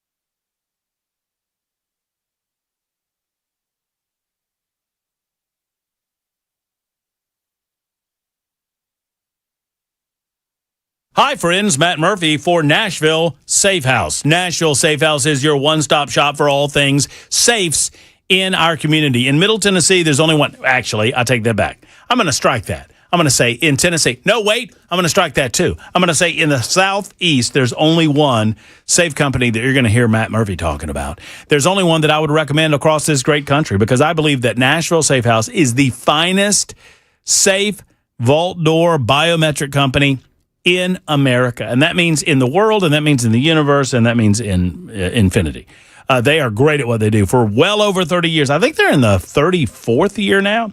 Mark, Jill, and the rest of the team have been providing incredible quality safes of your choosing to their customers to help protect their valuables, to help protect their loved ones, to protect the things that protect their loved ones. That would be your guns. Gun safes are always sales tax free at Nashville Safe House. Do not be confused. There's no competition for Nashville Safe House. They're the only one. And you'll see when you walk through the showroom door, you'll see the incredible selection. You'll see all of the different name brands, and you'll say, Murphy was right. Once again, Murphy's right. NashvilleSafeHouse.com, NashvilleSafeHouse.com, or on 4th Avenue South in Nashville. Go by and see them today.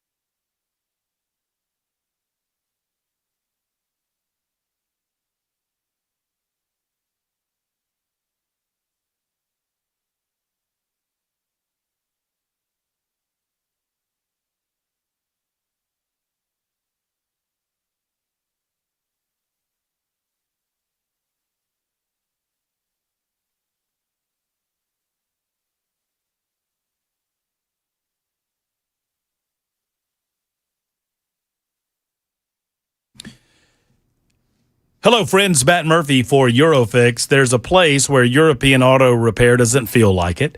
That's a place where you don't feel like you're in a typical garage either, because it's so clean, comfortable. Everything from how you're treated to how your automobile treated matters to Eurofix. Why? Well, because Aaron Stokes knew that it would matter. He wants repeat customers. He wants you to come back time and again. He wants you to be assured that when they fix your vehicle, it is fixed and it's fixed properly.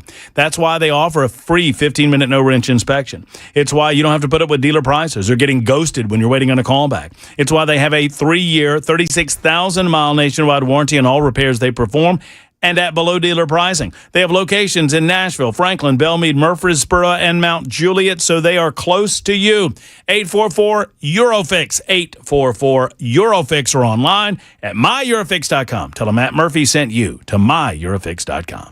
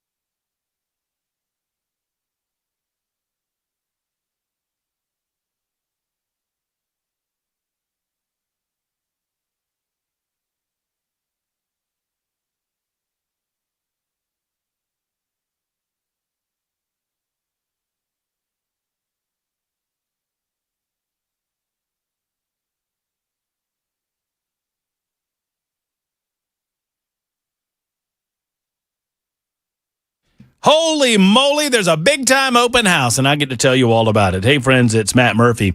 I was over at Contours today. I was getting some facial revitalization taken care of. Also, a little belly buster package. The Murphy belly, after the July 4th holiday, was a little distended, shall we say. So we're getting that under control with the incredible red light technology at Contours and Contours LLC. And we want to see you. So Dan and myself, we got together with Keith and Stephanie and Piper and the rest of the team and said, hey, we need to come out and say hello and sit down and talk to the folks. And we're doing just that. A special open house at Contours, Saturday, July 18th from 11 until 1. I just want you to put it on your calendar. You'll probably be in the Cool Springs area anyway. I mean, won't you? Well, if you are, stop by and see us. It's a wonderful chance for you to casually tour the facility, see the technology firsthand, meet the team, see me, see Dan Mandis, learn how Contours is helping people with stubborn areas on their body, tightening skin, looking years younger without needles, surgery, or downtime. You can ask questions. You can talk to us. There'll be some refreshments served. So whether you're interested in body contouring, facial rejuvenation, or simply curious about what it can do for you, this is an event you don't want to miss. 615-236-9960 for more information. 615-236-9960 or RSVP at Contours LLC. RSVP at Contours LLC.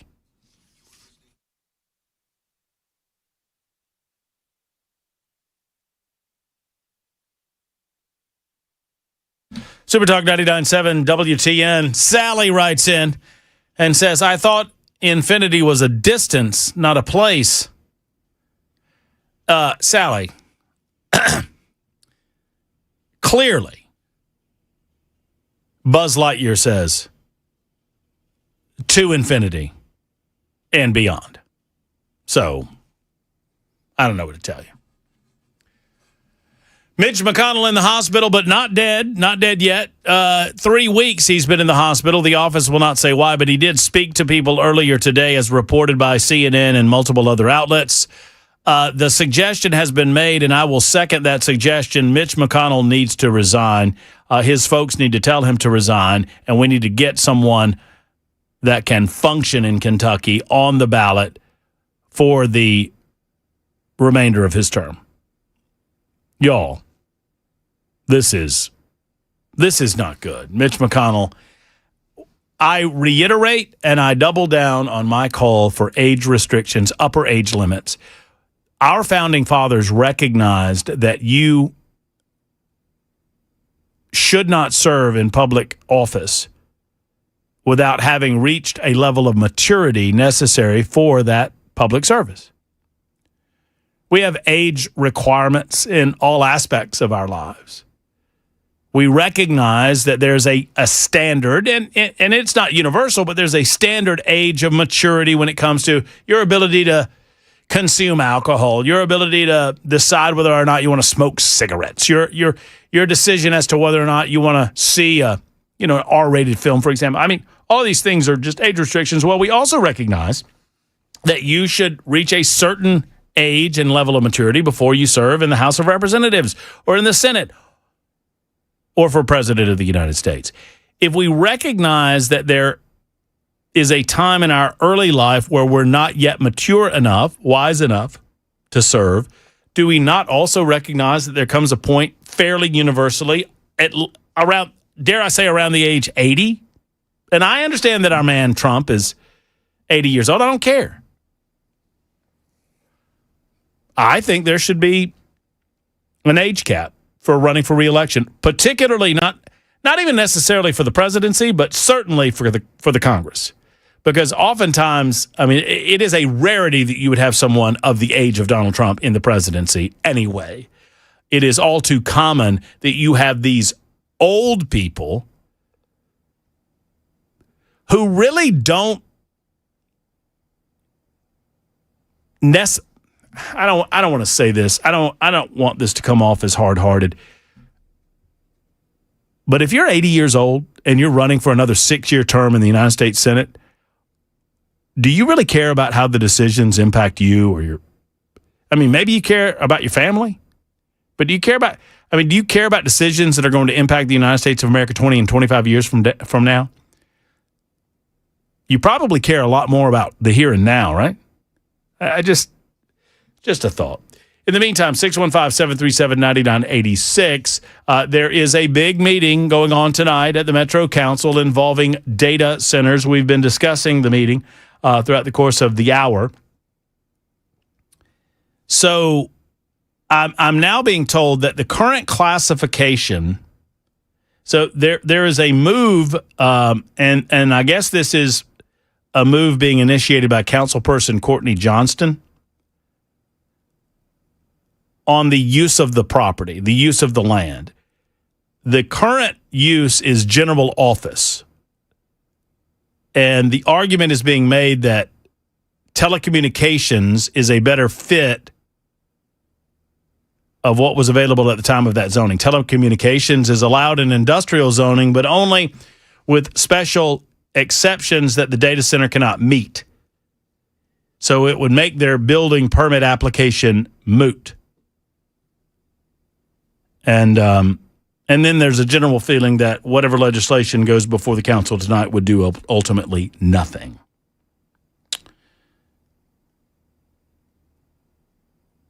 I understand the community emotionally doesn't like the idea of the zoo being there with alongside a data center, and they want to restrict use. I think we should have thought of that prior to now. I'm not pro data center at that location. I'm not.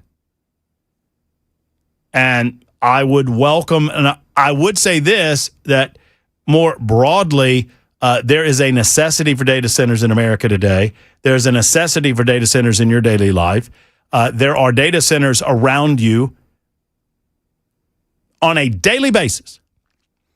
Now, these are smaller scale data centers. No, and I understand. Somebody said, no, I understand you want the zoo there. You just don't want the data center there. I get it. I mean, my point is that this property that has been zoned industrial surrounding the zoo has been industrial for some time, and the Metro Council could have easily worked through the process of rezoning some of that property if they don't want to allow for the sale of industrial property to an industrial business entity that wants to use the property in a proper zoning fashion. What I don't like is that the eminent domain I just don't like using eminent domain here. I don't think it's an appropriate use. I think you're grasping at straws. If there was here's the way, and a lot of y'all know this, maybe some don't. For those of you in Aniana, a government is required to identify the specific property that it is necessary for an infrastructure project, such as a highway, a utility, or a public building. The property owners are then to be notified of the intent to acquire the land, and professional appraisers determine the property's fair market value. The government then makes an initial offer, and negotiations begin to purchase the property voluntarily. If negotiations fail, or if the owner contests the sale, the government then has to initiate a formal legal proceeding. It's called a condemnation lawsuit, and legally take the site. Historically, public use, and I'm reading here from the Institute for Justice, historically, public use strictly meant government-owned projects like roads, bridges, or schools. However, the definition has expanded over time.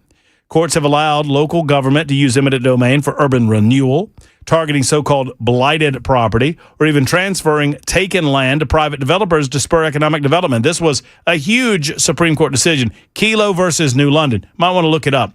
Kelo versus New London was such a wrongly decided deal. And oh, by the way, they never used the property that they seized. Even after the United States of America gave the city of New London the opportunity to seize the property, they've never used it to improve the property. The argument was, well, we're going to take this property and we're going to give it to somebody else, and they're going to do better work with the property, and they're going to increase property values, and we're going to get more tax dollars in the city coffers, and that's a legitimate use of eminent domain. And sadly, the United States Supreme Court decided that they were correct. A wrongly decided decision. A wrongly decided judgment. But there we go. 5237 says, what are you talking about, Matt? You don't believe Chuck Grassley, Nancy Pelosi, Mitch McConnell are fully hip on the internet and AI? Well, Grassley maybe, but all of them need to go. Yeah, and then 0102 toward the conversation that we're currently having asked the question, where was all of this concern when the first 20 came up? Look, I understand why there is a growing conversation about data centers. Obviously, those data centers are growing in size, and they're growing in terms of their impact. I believe that the concern on data centers is really a concern about artificial intelligence. I've been saying that forever. I never saw this concern when we moved away from paper-type material to an internet-based system, or an electronic-based system, a digital-based system. Almost everything we do in our life has a digital paper trail and not a physical paper trail anymore. Almost everything we do in our life. I mean, I bought a house in January, and I received a package, but for the most part, everything we did, when I bought my first house 20 years ago, or thereabouts, in Birmingham, everything was on paper. Every transaction, everything that I had to provide was a paper copy, and I had to provide it in paper. Physical delivery. Now, none of that. Now, at the end of it, you get a paper copy. So everything we do is a digital platform now. And all of that has to be stored somewhere. Where do you think it's stored, y'all? I do believe that now there is maybe even a legitimate fear that we're allowing this AI process to take over in a way that we're uncomfortable with. That we want to tap some of the brakes on artificial intelligence. And I understand the fears that China's going to get in front of us. And I've seen the documentaries and I've seen the videos about where AI is going and how there is a process by which the plan is to try to get to singularity. Singularity being the moment where artificial intelligence can create its own artificial intelligence and can exponentially grow and get smarter. And when eventually it gets smarter than we, the people, well, even the most learned AI experts tell you that they don't know what the hell's going to happen after that. And that scares people. And because people get scared about that, I think they want to tap the brakes on it. And an easy way to tap the brakes is with data centers. Now, none of this argument was being made when the first 20 or 25 were built in Nashville, Tennessee. There are Metro, I think, 33 total. It's over 30. I want to say 33. That's the number that comes to my mind. Metro Nashville, 33 data centers of a variety of sizes. Now, this is not servers in office buildings.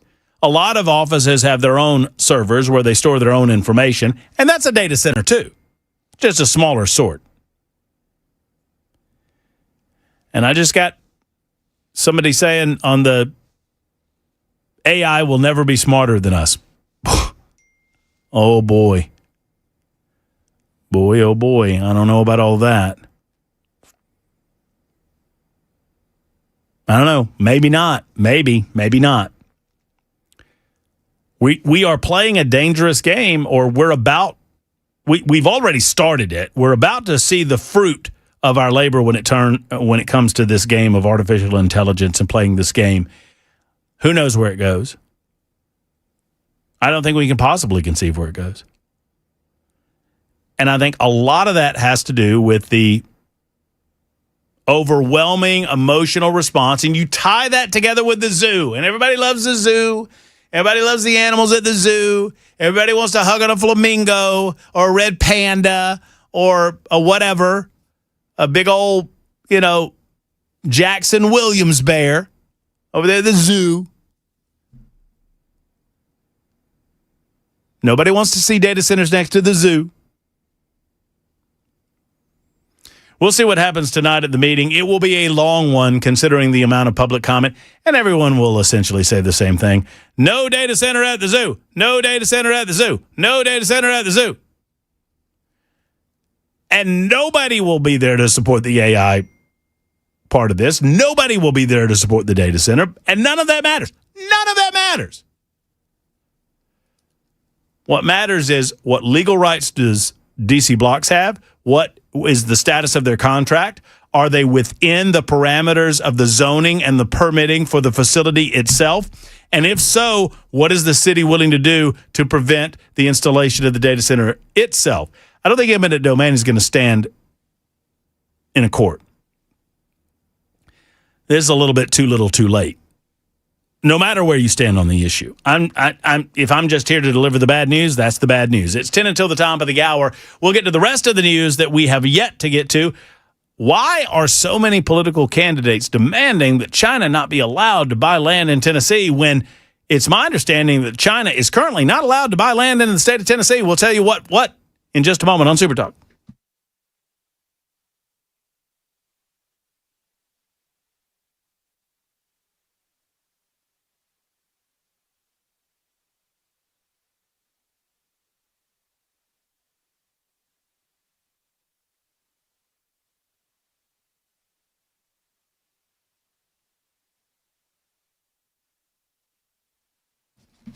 The Wellness Institute of Nashville has my seal of approval. Why? Because they're great at what they do. Dr. Mitchell, Dr. Ashley, and the rest of the team, they are fabulous in their search for pain relief. That's what it's all about, friends. It's Matt Murphy for the Wellness Institute, and they're talking epic healing with epic results. No surgery, no injection, no painkillers, no downtime. Just real results like spinal decompression. They have the Medical Bay 1, which is an incredible brand of technology developed by Dr. Mitchell himself. That's right. He is developing new healing technologies right here in Nashville, Tennessee to help you heal better, heal faster, and feel better with no pain. Pain is bad. That's why their website's painisbad.com. Painisbad.com, 615-246-5009. That's 615-246-5009. Friends, I encourage you to schedule that appointment today and feel better tomorrow. They can alleviate the pain without considering surgery, without offering any sort of downtime, and certainly without shots and pills and other injections. It's time to feel better with the Wellness Institute of Nashville.